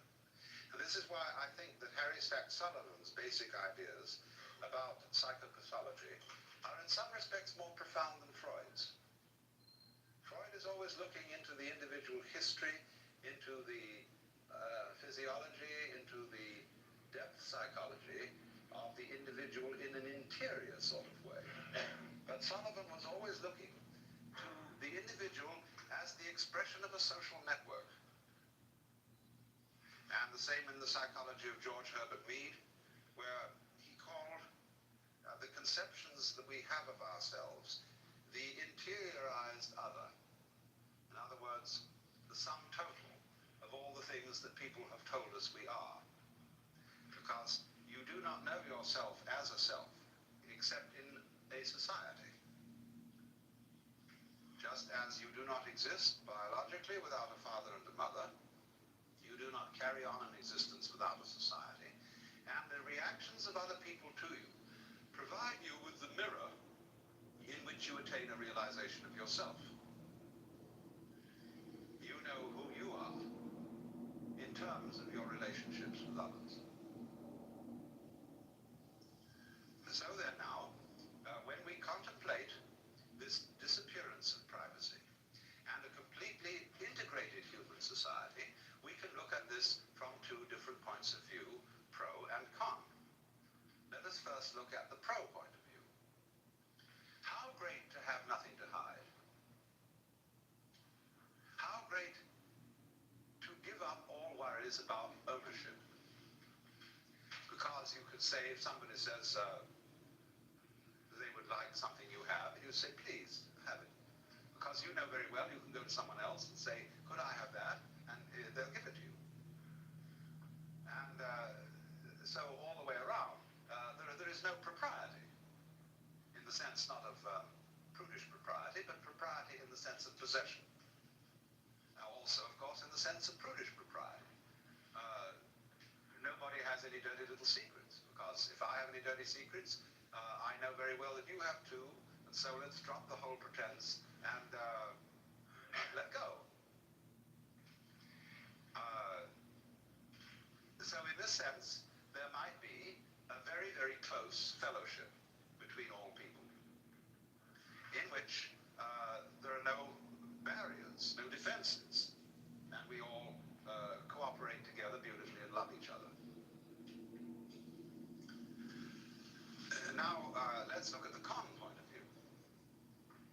The con point of view would say, yes, but surely, the more we communicate with each other in that way and have no property, and there are no boundaries, and there are no fences or defenses, then just in the same way that jet aircraft makes all cities the same city, so this would make all people the same individual. Would that be what the Hindus mean by saying you are all one, you are all the Godhead in disguise? Would it mean that? Now, part of our difficulty in approaching this is that we begin from the standpoint of a certain conception of the individual person. And this is, of course, the Christian ego, which is the soul as a center of action and something alive with consciousness and intelligence that lies hidden in the bag of skin. As, for example, King John says in Shakespeare's play to Hubert, within this wall of flesh there is a soul counts thee her creditor, and with advantage means to pay thy love. See the image? Within this wall of flesh there is a soul. Within the castle there is the king. And every man's home is his castle. And so those of us who are brought up in that way, to feel A, that we are basically the soul in the body, and B, that every soul that exists is of infinite value in the eyes of God. We therefore have instituted, since the Industrial Revolution, a tremendous technological campaign to preserve the individual. We have all kinds of social services, hospitals, ambulances, medicine, welfare agencies, every kind of thing, with the one aim of preserving life, getting you to live longer, and giving what is called full opportunity for the development of your personality. To the myriads of Asia, this is almost unbelievable. And then, of course, we are teaching the peoples of Asia medicine and sanitation, industrialization, so that every single child can be regarded not as so much waste human material, which because it's sick has to be thrown away, but as some individual to be loved and cherished and properly treated. And because individuality, the human, each particular human organism is infinitely precious. That is the moving ideal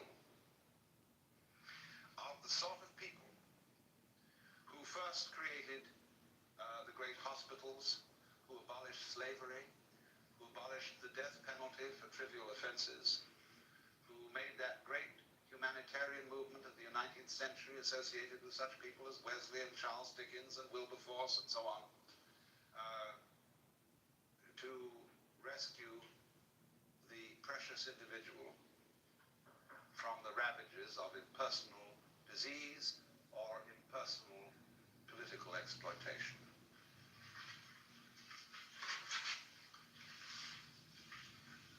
Then, when a kind of American capitalist liberalism achieved to some extent this sort of ideal, we look then at political forms which are socialistic or communistic and are leery of them because they seem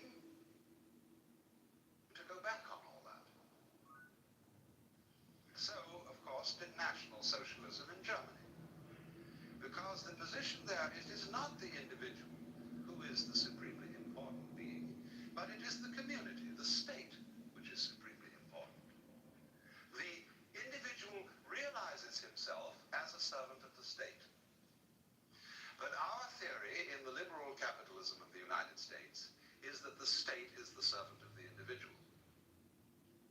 That we employ policemen and soldiers and sanitary inspectors and Department of Commerce officials, all to serve us. We call them public servants. And when a policeman gets uppish, he has to be reminded that we pay his salary and that his job is to serve us and not to be a kind of Admiral Crichton sort of butler who takes the upper hand. But of course, the very idea of a servant still has in it, doesn't it, something aristocratic. And as we all know, in this country, it is increasingly difficult to get services of any kind. More and more, it is felt beneath the individual's dignity to be, say, a waiter, a barber. After all, they give you a certain kind of service. Certainly, it's beneath anyone's dignity to shine shoes, because that's the feet, and that's very low down. It's like kissing people's feet. To give massage, to do all these things for other people that are rather material skills. Increasingly, you have to get them in another way, either by a do-it-yourself system or by some sort of machinery. And so in the same way, people who used to give service want to translate themselves professionally. People who were formerly called undertakers now call themselves morticians. Janitors call themselves maintenance services. I suppose barbers will soon call themselves tonsorial experts. All sorts of things like that are happening right now in order to give the sense of equality all round. And so the guy who gives you gas at the garage will notice your first name on your credit card and will address you by it. I get very irritated to be called Al. I just don't respond to that form of address at all. But I suppose that's my British snobbishness. But here it is, everybody slaps everybody's back. Now, I was very puzzled by this when I first came to live in California. Because here the use of first names and this kind of familiarity is extraordinarily common. And when I found myself on first name terms with a man who was in a certain sense my boss, who was the president of the University of the Pacific, I felt distinctly uncomfortable. And the reason I felt uncomfortable was that I felt the whole thing was insincere. That there was not the kind of relationship between us which would normally be represented by being on first name terms. But there was what was much worse, and sort of effort to prove that there really ought to be that kind of relationship, when neither side had any intention of forming it. And that's very baffling if you come from outside. And you don't know, I suppose, what all good, born and bred Californians know. What are the cues? The subliminal cues which distinguish one form of first name address from another. Of course, what eventually happens is that people have two first names. The public established one, and the nickname known only to an intimate circle, used only by an intimate circle. But you see, what we see in this then is the creeping socialism, the creeping abolition of what is precious and what is private and what is property. And feel that as that disappears, and as all fences disappear, the collection of human beings will simply dissolve into an amorphous mass.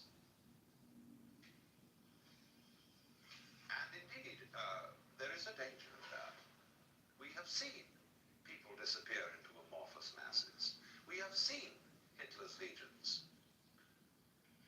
We have seen the things that Chinese can do with what the military tactic call the human sea, when swarms and swarms of troops, all identically uniformed, are absolutely thrown at the enemy in wave after wave after wave. But let us not forget that the generals of the Western powers did exactly the same thing in the First World War on both sides. They used the tactics of the human sea, in which the lives of individuals meant nothing whatsoever.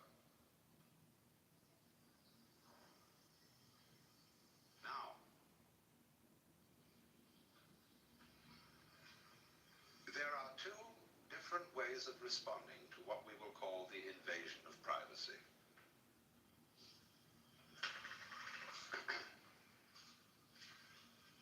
Very often, you will encounter someone who attacks your privacy in a psychological way. It may be a drunk sitting next to you in a bar. Or it may be someone who fancies himself as an expert psychological guru. And when you express an opinion, or say, you walk up to such an individual and say, "Good morning. How are you feeling?" He says, "Why do you ask me?"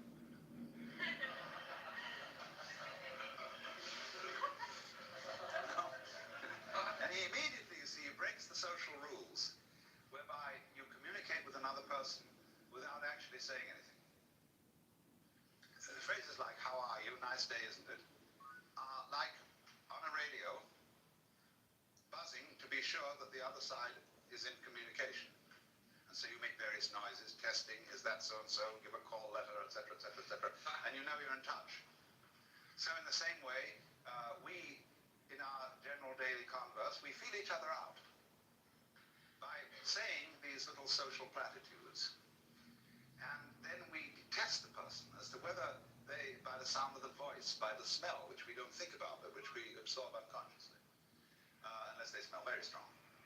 Then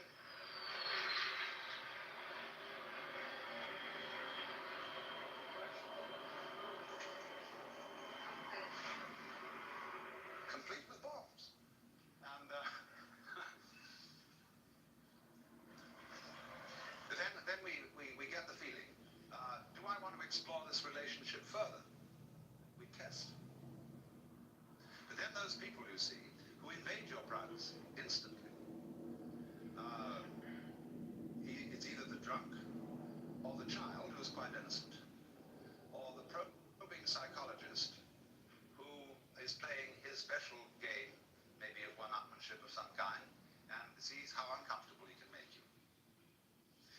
Now, what are the tactics of response to be in these various situations?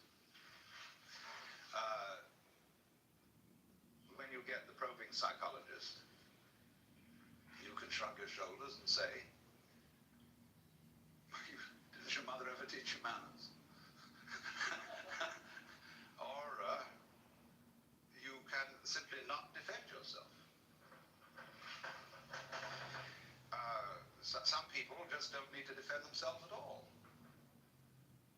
And so that probing them in that way is like tossing a rock into a well, and you wait, and there's no splash. And that really sets people back. Krishnamurti does that. If you make a comment about somebody in his presence that is in any way adverse or critical, just no response at all. So you suddenly feel, like the Buddha said, you spat at the sky and the spit falls back into your own face.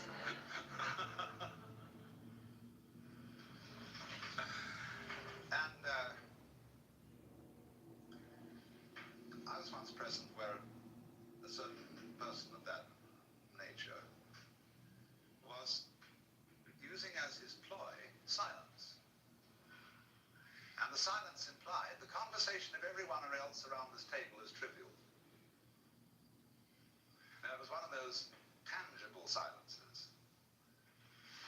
And suddenly someone at the table turned to him and said, "You know, I can't stand people who use silence as a weapon."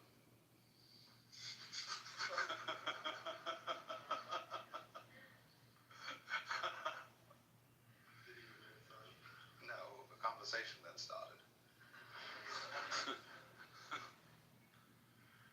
But, and it was a very, rather a disagreeable conversation, if I may say so.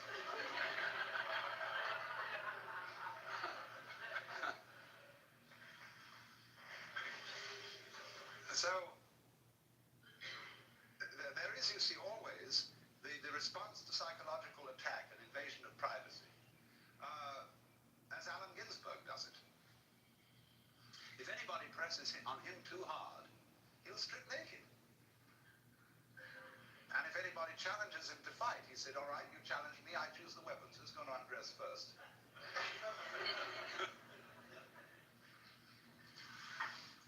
And he has this kind of marvelous feeling that there really isn't anything that he's hiding. I don't know, maybe, but he certainly doesn't impress me as anyone who really hides anything. So that you see, to enter into a human relationship where there is nothing to hide and you don't depend on any sort of property gimmick for your personal worth. And that's the thing we get very easily hooked on.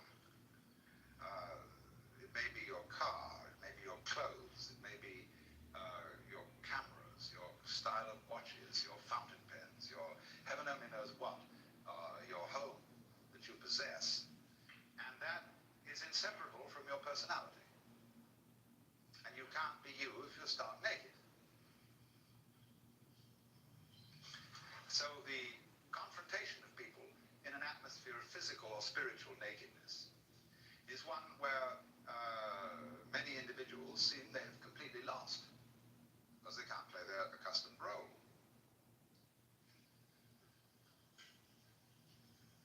Because I have a certain advantage that even if I'm stark naked, I can still talk. But now, supposing they say now, "You shut up."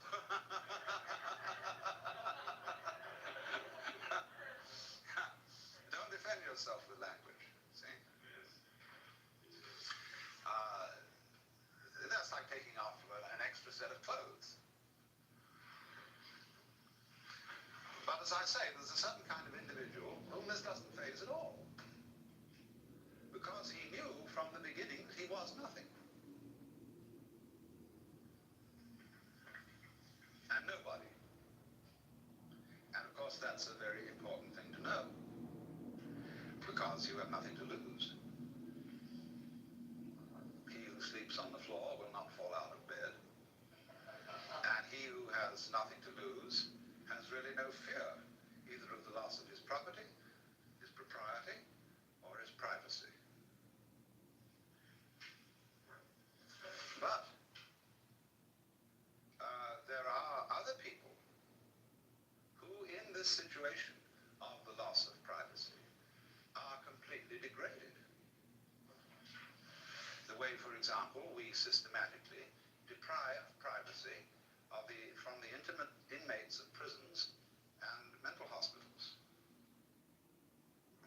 You go into a mental hospital, all the germs are completely exposed. Everything is smooth walls. There are no corners, there are no secrets.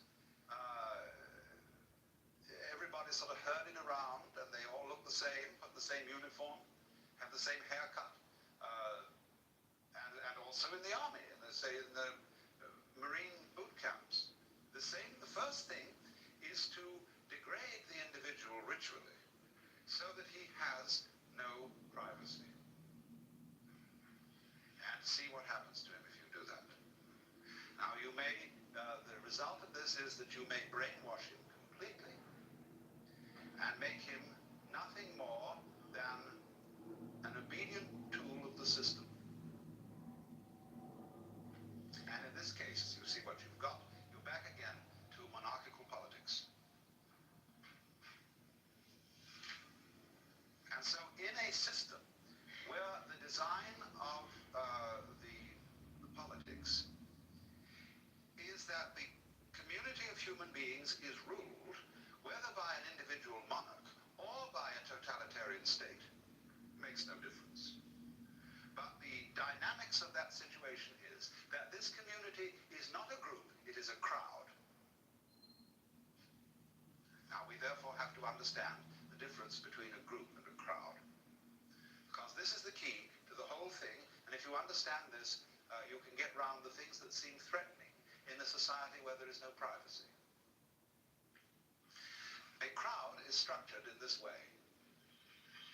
There is a number of identical individuals, suitably brainwashed, and there is a leader. Whether this is an individual again, or a bureaucratic entity of some kind. The relationship between them is this.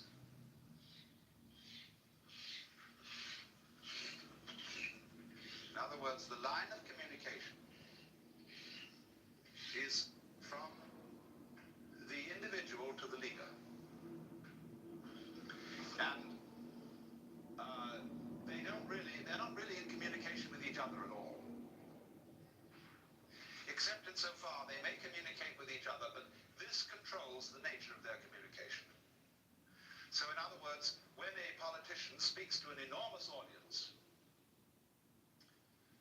what he sets up is a crowd. Because the audience are individuals who don't know each other. They're just people, they're just heads or hands. And so the leader really communicates with them, and they can't answer back. Unless they do so as a group. Sieg Heil! Then they answer back. But all as a collective. Because along the lines of this kind of communication, supposing I talk to 1,000 people over the radio, and they all send me back letters. Well, I can't read them, much less answer them. There isn't time.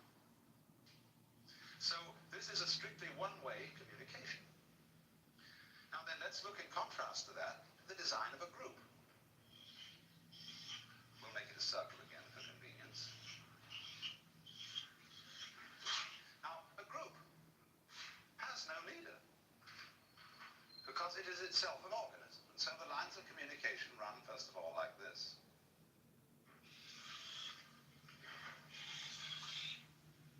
Well, this isn't very well drawn, because I've got an odd number in it, but that's all right.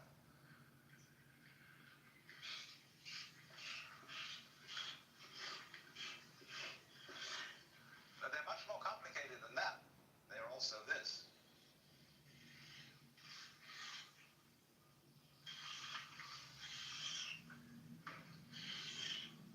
Now you see what's going on.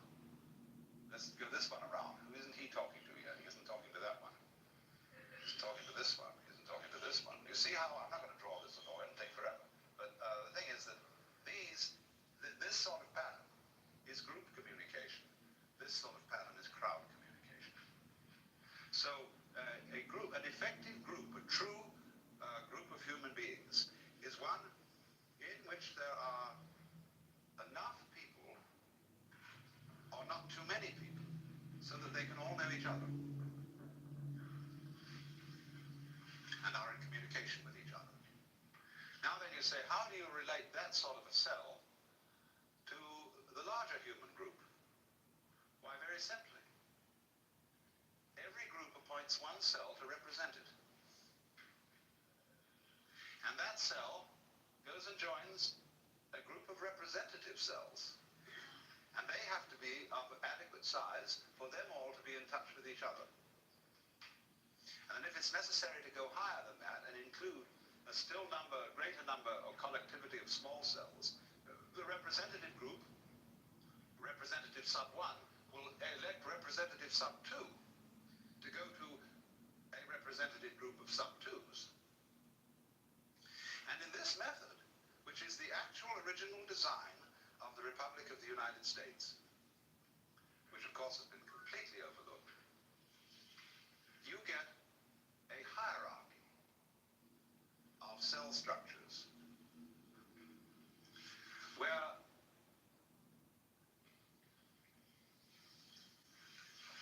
because I am in communication with you here and I'm fully occupied in this system of communication, the chances are that I don't know a great deal about what other cell groups are doing because it's too complicated for me to scan. But therefore we will delegate one particular individual and say, you make a specialty of scanning these other groups around here so that you have a wider knowledge. And so it goes, so that you have a hierarchical system of communication. You can call it government if you want to, because what we are simply talking about is an information system. So that, for example, one of these will not ever individually elect the President of the United States, but his representative at a certain level will, because his representative at a certain level knows far more about who to select than he does, because he's made it his business to do so. Every individual can't do that. And so you will find that this is the system of direct representation used by all dictators. All dictators vote themselves into office by referendum. They take it to the people. They say, you are the people, you elect me. Well, it's the easiest thing in the world to bamboozle an enormous number of people by mass persuasion to do practically anything you want. But you can't bamboozle that kind of structure. It's too strong. Here, with the mass communication, you see everybody getting the same thing. Now, oddly enough, you see, McLuhan, in his thought about the future of communications, says that with the development of the electronic circuits, we tend towards tribalism. And this precisely is tribalism. This is the monolithic state, and this is the tribal community. This is utterly paternalistic, but this is different. This gives everybody a chance to have his say-so. And have his say-so not only in terms of a yes or no vote, but the unit, the tribe, is small enough for there to be a discussion. And that's why we can't understand about Indians, Amerindians, why they don't like the idea of voting. They have a powwow. They like Quakers. The Quakers don't vote. They get what they call a sense of the meeting. Because they all know each other, and they consider putting a thing to a vote as a kind of unreasonable procedure. We should all get together and feel it out and establish through discussion a consensus. So this, as I say, is a very strong human cluster, very difficult to be pushed around by this. Now, as we have developed electronic communications thus far, we have things like great national hookups. So everybody in the United States is watching whatever it is that comes over ABC or NBC at the major hours. And but that is, I think, a fairly temporary phenomenon.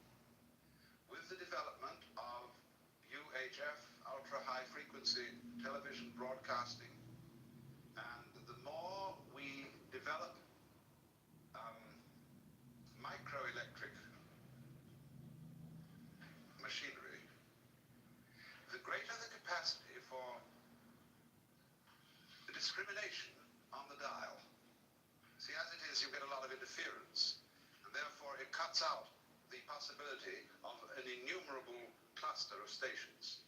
But as the technology becomes more perfect, you can receive an enormous number of different stations. And these stations will increasingly have machinery that makes them fairly simple to run. For example, with a videotape machine now made by Ampex costing $6,000 and a Sony television camera costing $250. You could produce a television show with only one technician. The average TV show produced in a studio requires 14 technicians to handle it. So as this happens, you see, it means that there can be an increasing variety of the kind of material that is presented through the electronic channels. And McLuhan adds to this a kind of strange point of view, which is that it really doesn't matter what kind of material is going over, because the message is not the content of the television show, but your exposure to and involvement in that kind of a medium. Well, there's something to this. That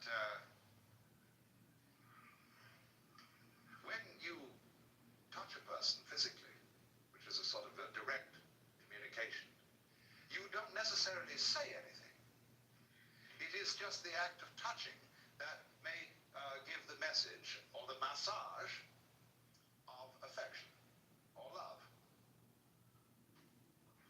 And so people love to wander into the streets and mingle with a crowd of shoppers, especially a colorful crowd going back and forth, and the feeling of all the interesting people around and everything. Not saying anything to each other in words, but this exciting feeling of being involved in this colorful goings-on. And so in the same way, when we are plugged in, if not turned on, to a huge in and outing of human communication, we feel very like an old Italian peasant lady leaning on the windowsill and gazing at the busy street, watching life flow by. And in a way, you see, there's something, when you see it in terms of the old Italian mama watching the world go by, there's something very fundamentally good about that. Something we associate with colorful villages, exciting streets, and the romance of an archaic peasant-type person. But you see that sort of thing, of watching an ever-varying panorama of life, is not completely excluded by electronic technology. Especially if people in their net structure are organized here as true nets. This is not a true net. This is just a trap. Well, let's take an intermission.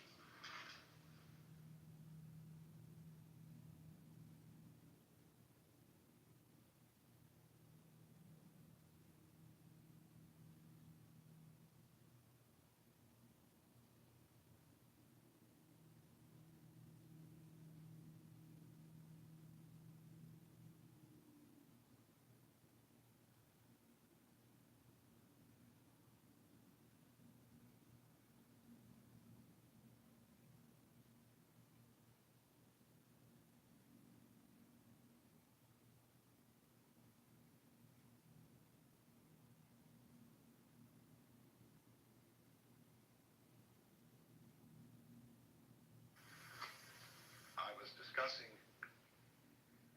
the plausibility of two essential features of the philosophy of illusion. The question that we have to decide whether to take life seriously or not, that is to say, whether the plot is comic or tragic. And if it's tragic, you see, must we say that it's ultimately tragic? And the question of who are you?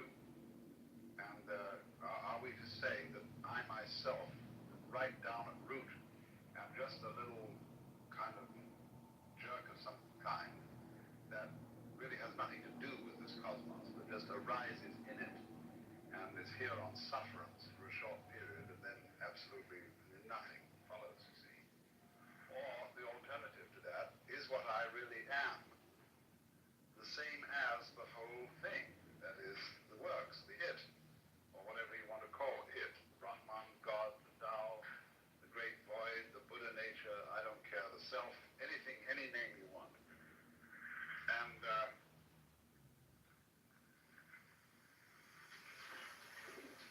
whereas that attitude, you can look at it from various points of view in judging it. You can say it's wishful thinking.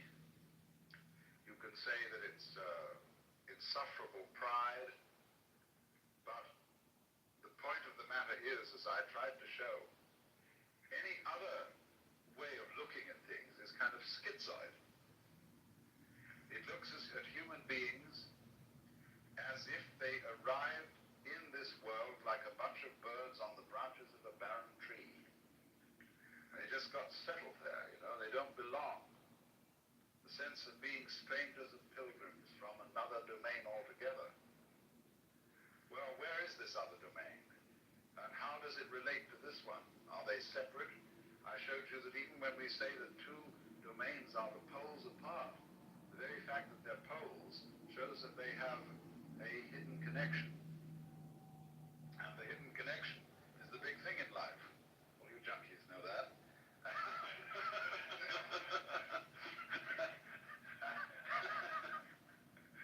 And so, in other words, we get a pattern of organization that is radial rather than an assemblage, as if the universe were really a multiverse. A lot of things that got connected together out of the infinite wastes of space and sort of began to maunder around each other. Whereas the other pattern, which is so much more sensible, is central and radial. And I showed you how the crystals and the stars and the octopuses and even the human beings are all radial structures. Of course, we don't see our radial relationship to the totality of the universe because it isn't obvious. It's obvious that a tree is an arm of the earth reaching up and waving at the sky. And a mountain is another kind of radiation from the earth. And so is a leg from a body, and hair, things like that. But what makes human beings, as the highest of the mammals, so conscious of being independent is that they are topologically an enclosed surface, you see, which wanders around independently of the ground. What we don't notice is that we are not independent of the ground at all. That wandering around is something that is entirely related to there being some ground. In other words, when you run up a hill, the hill also runs you up it. The hill rises and lifts you as you run, see?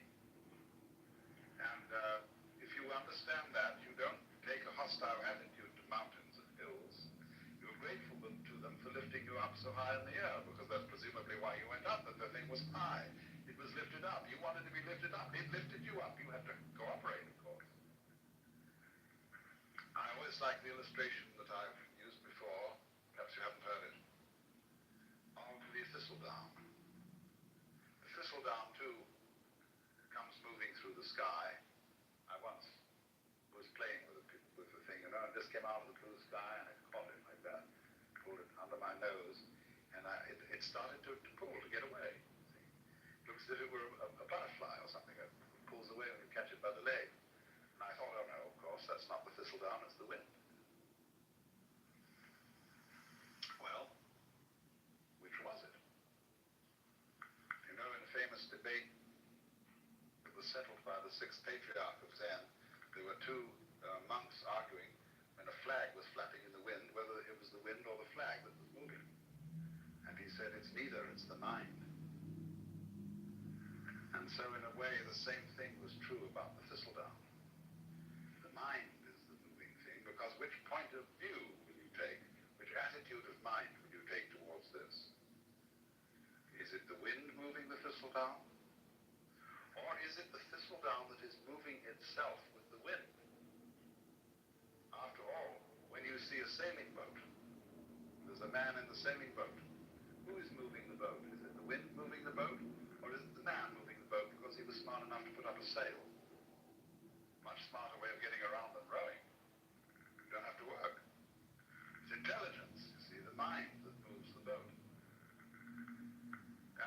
So in the same way, I thought, this thistledown has some kind of intelligence. It's radial, it's organized, it's beautiful, and it's used that to sail itself with the wind, to enable itself to pull like a little organism playing with the wind.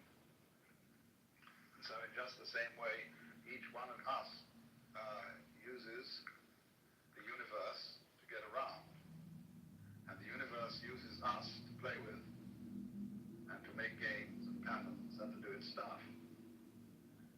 So because we seem to be disconnected and entirely sealed within our skin, that is a very deceptive thing, because the skin is not really the boundary of man. You will notice that in various periods of art, human beings have been shaped in different ways, and have been more or less transparent at some times, at other times opaque, and sometimes the emphasis has been on the state of mind which this human being is in, at other times the emphasis is on the bodily conformations, and so on. In the work of painters today, one sees images that at first sight one doesn't recognize as being human. There was an exhibition at the Museum of Modern Art in New York some years ago called The New Image of Man. And these things didn't look like human beings at all.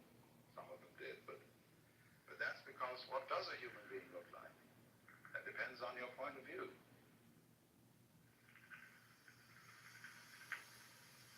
You see, if you are prejudiced that a human being is only what is inside his skin, then you think that when anybody paints the human being beyond those boundaries, that he's lost the image of man. He hasn't necessarily lost it at all. You see, there's an old feeling that the shape of the universe is the shape of man. I don't know if you've ever heard that said. That man is the microcosm, and that the universe as a whole is the macrocosm. Now, as you plumb out into the universe and explore it astronomically, it gets very strange. You begin to see things in the depths that at first sight seem utterly remote. How could they have anything to do with us? They are so far off and so unlikely. And in the same way, when you start probing into the inner workings of the human body, you come across all kinds of funny little monsters and wiggly things that bear no resemblance to what we recognize as the human image. If you feel your own pulse, or if you're able to look at an X-ray in some way of your inner organs working, see, they're all strangers to us. We don't know about them. And they give us the creeps, as if they were, coming across some weird insects in the dark. That sort of feeling. But what we will always find out in the end, when we meet the very strange thing, and we look into the distant reaches of space, there will one day be the dawning recognition, that's me. Why, that's me. And the whole game of the universe, you see, is to appear as strange to itself as it possibly can. That's how one keeps variety going. That's how one keeps wonder going. And all kinds of exciting developments. How different can you get? In the beginning, the Lord said, get lost to himself. See? So, we shall find, for example, that space that you see all around you and containing you. And you can feel space in many ways. Space is not only something that comes through the eyes. The movement of your arms, if with closed eyes, as for a blind person, is his way of knowing space. And you can hear space audibly. Lots of sounds appear to be in restricted spaces or ample spaces. And silence that goes with sound corresponds to space. Aquinas, that old Catholic theologian, said that good derives its virtue from evil, just as it is the silent pause that gives sweetness to the chant. So, but space, you see, that seems to contain. Space is one's mind. This was common sense to people living in the early Renaissance, for example, at the time of Dante. There are many references in Dante's poetry to the identity of mind and space. And likewise in a 8th century text in China, the Sutra of the Sixth Patriarch, he likens the nature of mind to the nature of space. He says just as space contains all the sun and the moon and the stars and the people and the mountains and the forests, so the nature of mind, the nature of consciousness, the nature of oneself contains all these things. So you see that if you think that way, you have an image of man that is global, that is very different from the image in which man is defined as bounded by his skin. That's a prejudice. We think now, for example, I have my own private thoughts. Well, nobody has private thoughts.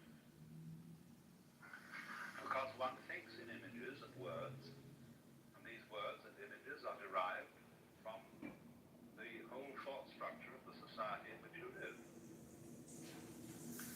We think thoughts.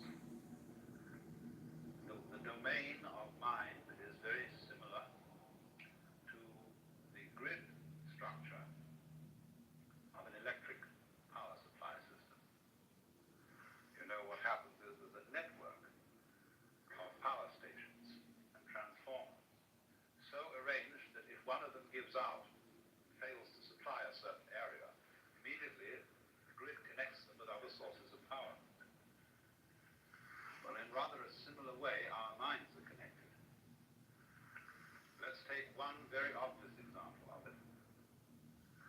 What Northrop Frye calls the order of words. The order of words is all existing literature. Both rhetoric, what is spoken, of course, and what is written down. Now, it's his theory that as a scholar of literature, the history of literature, he can take any piece of writing of a reasonable length and tell you when it was written. Because everything that is written and said is inescapably related to the whole order of words. And it's amazing what little things you might not notice would give you away. Because he could say, well, obviously he has read this, thinking, say, of a particular novelist or poet. So it must come after the date when that novel was published. But he couldn't possibly use an expression like that. Say, for example, that it was a capital day. He would never use that expression, living, say, in contemporary 20th century America. That's a Victorianism, or it's an Edwardian way of talking. And so by all sorts of little clues like that, the scholar can pin down a piece of writing to when it was written, you see. That is because every individual piece of writing is a function of all writing that's being done. Well, now that's a very specific and almost crude illustration of something that's going on in a far more complicated way than that. It isn't only all writing, all thinking is being done in relation to the total order of thought. And in a still more subtle way, all living is being done in relation to the total order of life, to what de Chardin calls the biosphere. And it goes way beyond that, because of the vast interplay of what we now call gravitational and electrical fields, which embrace everything that there is. That is why the ancients, when a person was born, cast his the universe at the time of that person's birth. And therefore it was a drawing of his soul. Because the soul is not inside the body.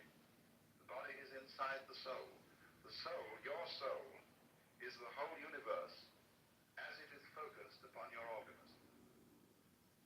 Now, of course, astrology is a very primitive science, and it interpreted the influence of the universe upon the individual in very crude ways, and it works mostly by good guesswork on the part of the astrologer. If you know how to tell fortunes at a fair, you will find out a great deal about how all these predictive psychic sciences work, because the client invariably gives himself away, either by his anxiety to be told the truth or by his anxiety to conceal it. They work equally well. Now, but there is, you see, underneath the astrological notion, a sound idea that the true map of the soul is the picture of the universe surrounding the individual. It isn't necessarily your soul is not the picture of the universe just at the moment when you were born. You see, it goes along all the time you live, because the whole thing expresses itself through you. And therefore, in that sense, the map of the stars, the horoscope, etc., was an image of man in just the same way as we regard a picture of the human body as an image of man, and it's an image from a different point of view. It's a bigger image. It shows, in other words, that your mind is very largely outside your body. After all, it's inside too, it's simultaneous. You see, I cannot think, I can't have a mind without seeing, feeling, and relating to other people. Without all the social institutions, and not only language, but the laws, customs, the gestures, the rituals by which we relate to each other, all those things compose the mind. For the mind is a huge network of relationships and interconnections at a high level of sensitivity. Mind and matter are, of course, polar. They go together. They're two ways of thinking about the same thing, or shall we say two dimensions of the same thing, just like length and breadth, or just, shall we say, like shape and color. You see, nobody ever saw a shape that wasn't colored. Nobody ever saw a color that wasn't shaped. And yet we can see there's a very clear difference between color and shape. But they always go together, they're always found together. Well, that's the same sort of relationship between mind and matter. And the difficulty that people have in trying to reduce one to the other, and saying, well, the world is only material, or saying, on the other hand, that it's only mental, is the same difference you would have in trying to reduce all shapes to colors, or all colors to shapes. So perfectly, and yet stay so marvelously different. That's why the Buddhists say, difference is identity. Identity is difference. It sounds goofy, but it makes a great deal of sense, because what it's saying is a relational thing. That you don't know what identity is unless you know what difference is, and you don't know what difference is unless you know what identity is. That relationship between so-called opposites is called in the Chinese technical Taoist vocabulary mutual arising. So they say to be and not to be arise mutually. High and low are mutually posited. Long and short are mutually delineated, and so on.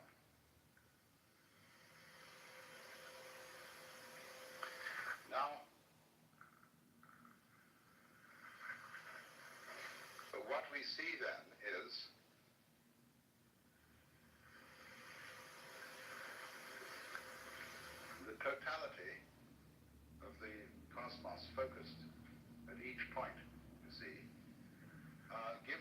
rise to the illusion of the independence of the point from the whole.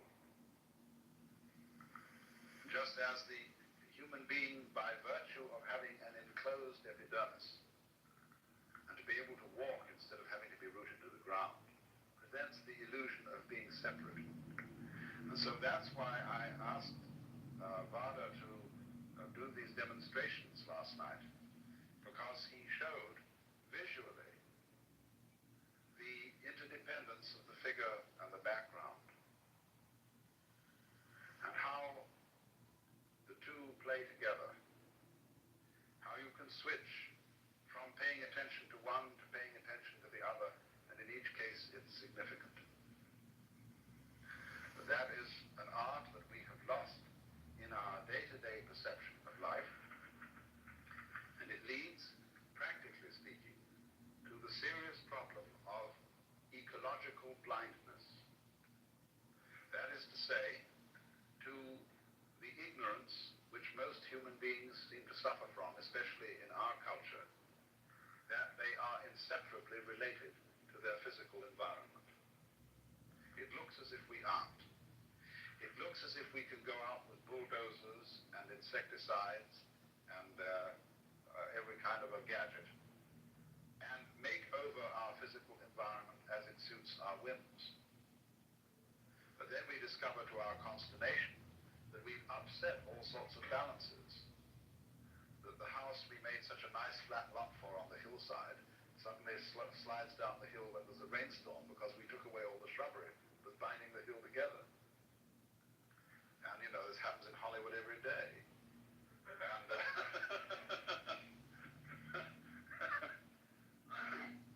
and nobody ever seems to learn. And that's, you see, this immense importance of overcoming the illusion of separateness.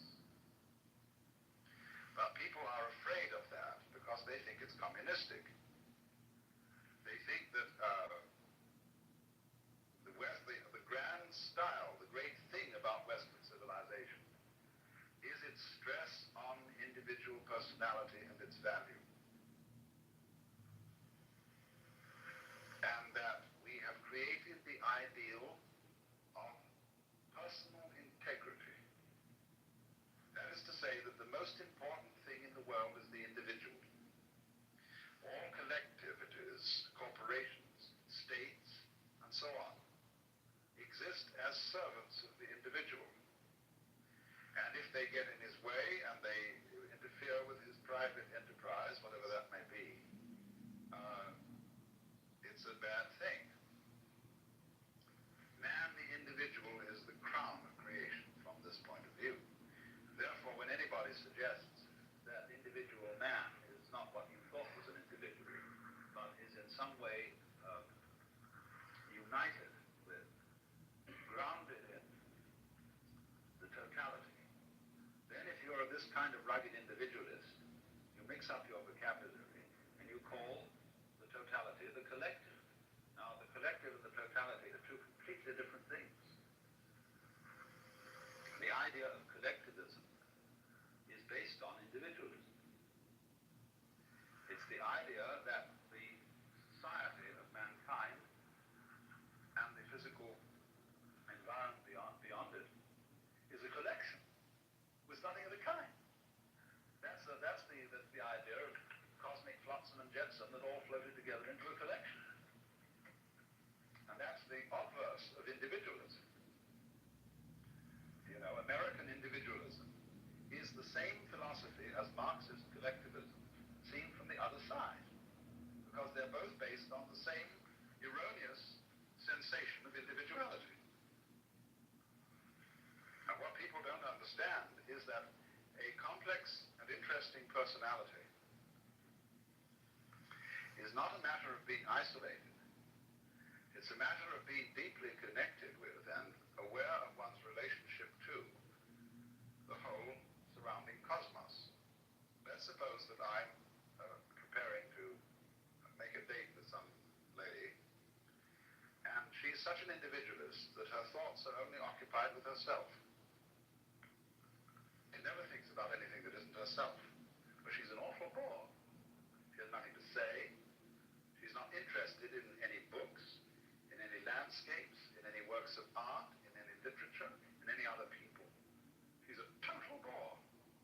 But the more, on the other hand, she would be interested in all those things that are supposed to be not herself, the more of a colorful personality she becomes. So the rule is to get away, you see, from these ideas of the individual as finding his individuality and uniqueness through independence, but rather finding his individuality and uniqueness through being related.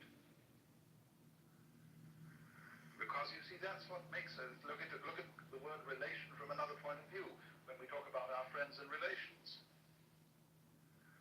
Supposing I come across some individual who I can't make out what kind of a thing he is. I can't make out where he came from. His accent is American, it isn't British. It isn't particularly Middle Western. It certainly doesn't have the overtones of New York or New England. He just talks flat. And as to his style of clothing, it's utterly nondescript. Well, I think this is pretty much of a bore. What I like to see in an individuality, in a physical individual, is ways that I can relate him to his ancestry. That he has this little subtle accent, or this mannerism, or this eccentricity, or whatever it is that connects him with a great background. See? But it's his connection with his background that makes him so significant. If I can't see that connection, he becomes uninteresting. So, there is no thought in this approach to devalue the individual. What really does devalue the individual is any kind of religious or political philosophy that overstresses his isolation. And this is something that Californians in particular need to take note of. And because many people feel, you see, that the development of technology and of centralized government is a direct threat to the value of personality. Well, in some ways it is. But that is only because technology is being developed by personalities who don't understand what personality is. They're working on the old individualist - collectivist point of view. They're the same. So then, you see, this is the illusion created that the individual is operating all by himself, that actions and thoughts and deeds proceed solely from inside his skin, so that we can say, there's where it started. You see? Well, that's the game of praising and blaming. The game of who started it, who can we give candy to, who can we bang on the head. In other words, somebody has to be hit. As in The Farmer in the Dell. Finally you get the end, the cheese stands alone, the cheese stands alone. I know that everything the cheese stands alone. Well, why? Who started? The group.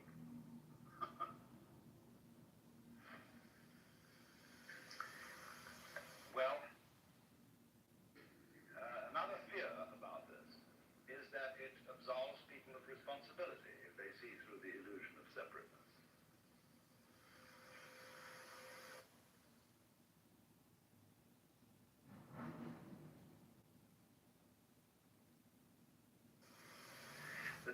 No philosophy of history has really succeeded in making anybody more or less responsible. In other words, let's say that you are a Christian, a Catholic, of the old-fashioned medieval type, who believes that you've got an individual soul with free will, and that you're under responsibility to God to obey his law, that if you don't, the most disastrous consequences imaginable will befall you.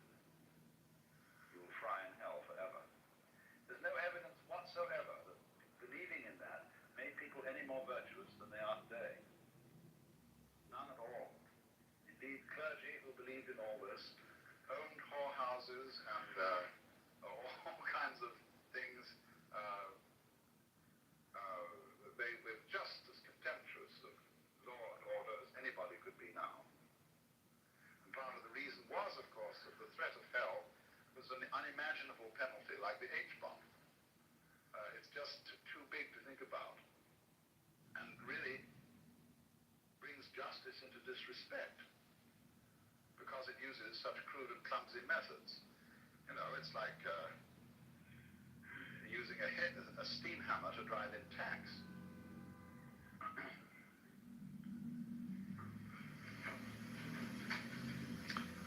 Responsibility is a thing like a nice face, which you either have or haven't.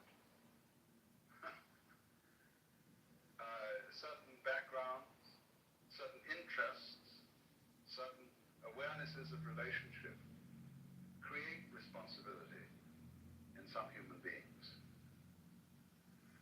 And they live that way, not because they're giving themselves sermons and telling themselves all the time that they ought to be responsible.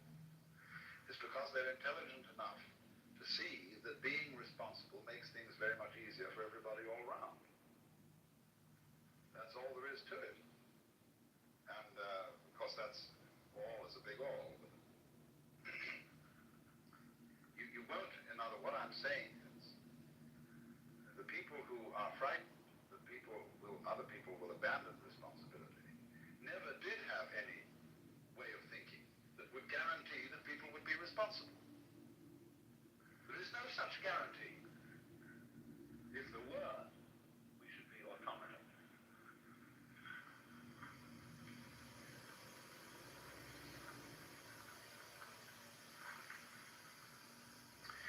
Now, I want to switch to another aspect of illusion. The quickness of the hand deceives the eye. And that is, of course, the great illusion of what we call matter. Density, impenetrability, opacity. I find it hard to talk about the illusion of matter because I'm a materialist. That is to say, I like materialism. And though I may seem to you to be quite self-contradictory. For example, a wine should have body. Pure alcohol doesn't. And it's terribly important in human character for there to be a blend of materialism and mysticism, between sensuality and spirituality. You see, people who are purely sensuous and materialistic get very boring. You could fill your lives with all good things, with Alfa Romeos and hi-fis and wonderful cameras and girls with beautiful bodies and Chris Crafts and dry martinis and Chanel No. 5, you know. And after a while, if that's all you've got, it gets sickening and the bottoms begin to feel like plastic. The martinis taste like medicine. And somehow, you get a distaste for life, and even for mountains and trees and waters. And then on the other hand, the purely spiritual approach to things is too rarefied, too earnest, too abstract, too purely Euclidean. And the people who are intensely spiritual and don't have any sensuality are always desperately serious, colorless, lacking in humor, and never are able to meet one as man to man with a kind of a friendly leer in the eye. That's terribly important. They live at a level of frantic intensity. I see these two extremes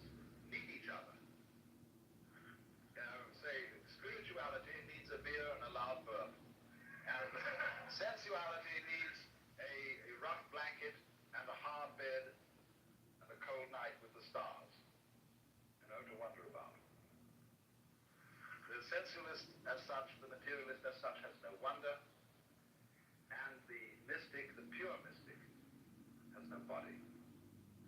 He's pure alcohol. Spirit.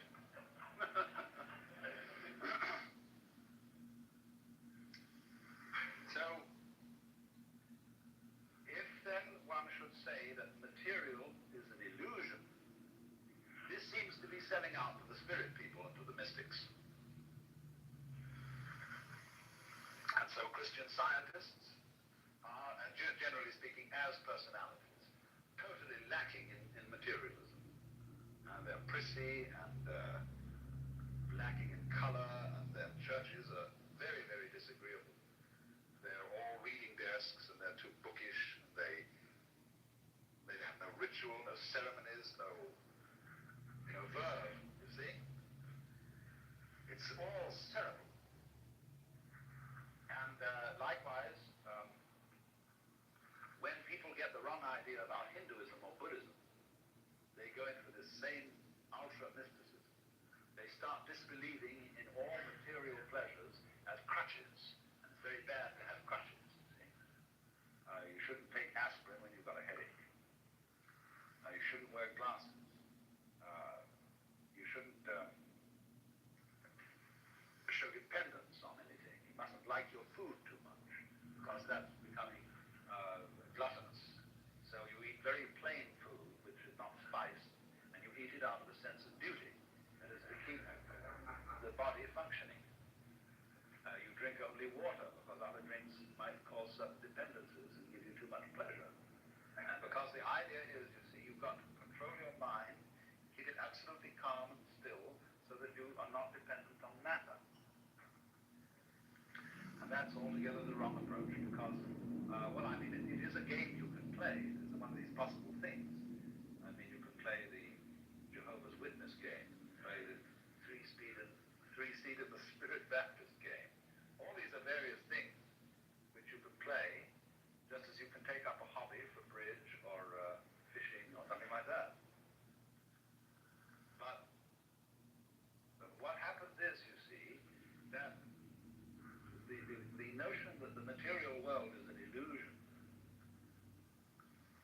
is turned into a judgment of value. If it's an illusion, therefore it's bad. I ought not to be under this illusion.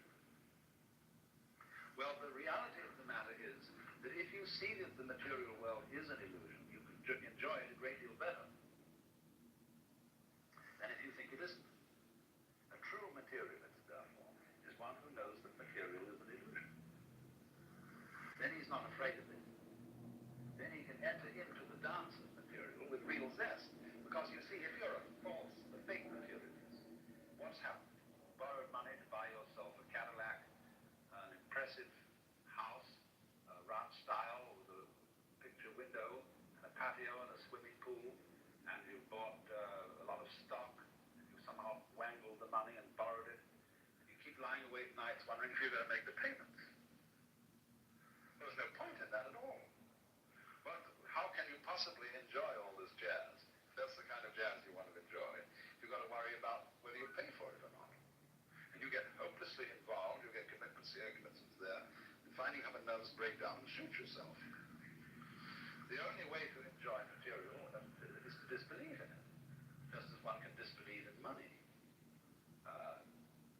Then you can have zest for it, see?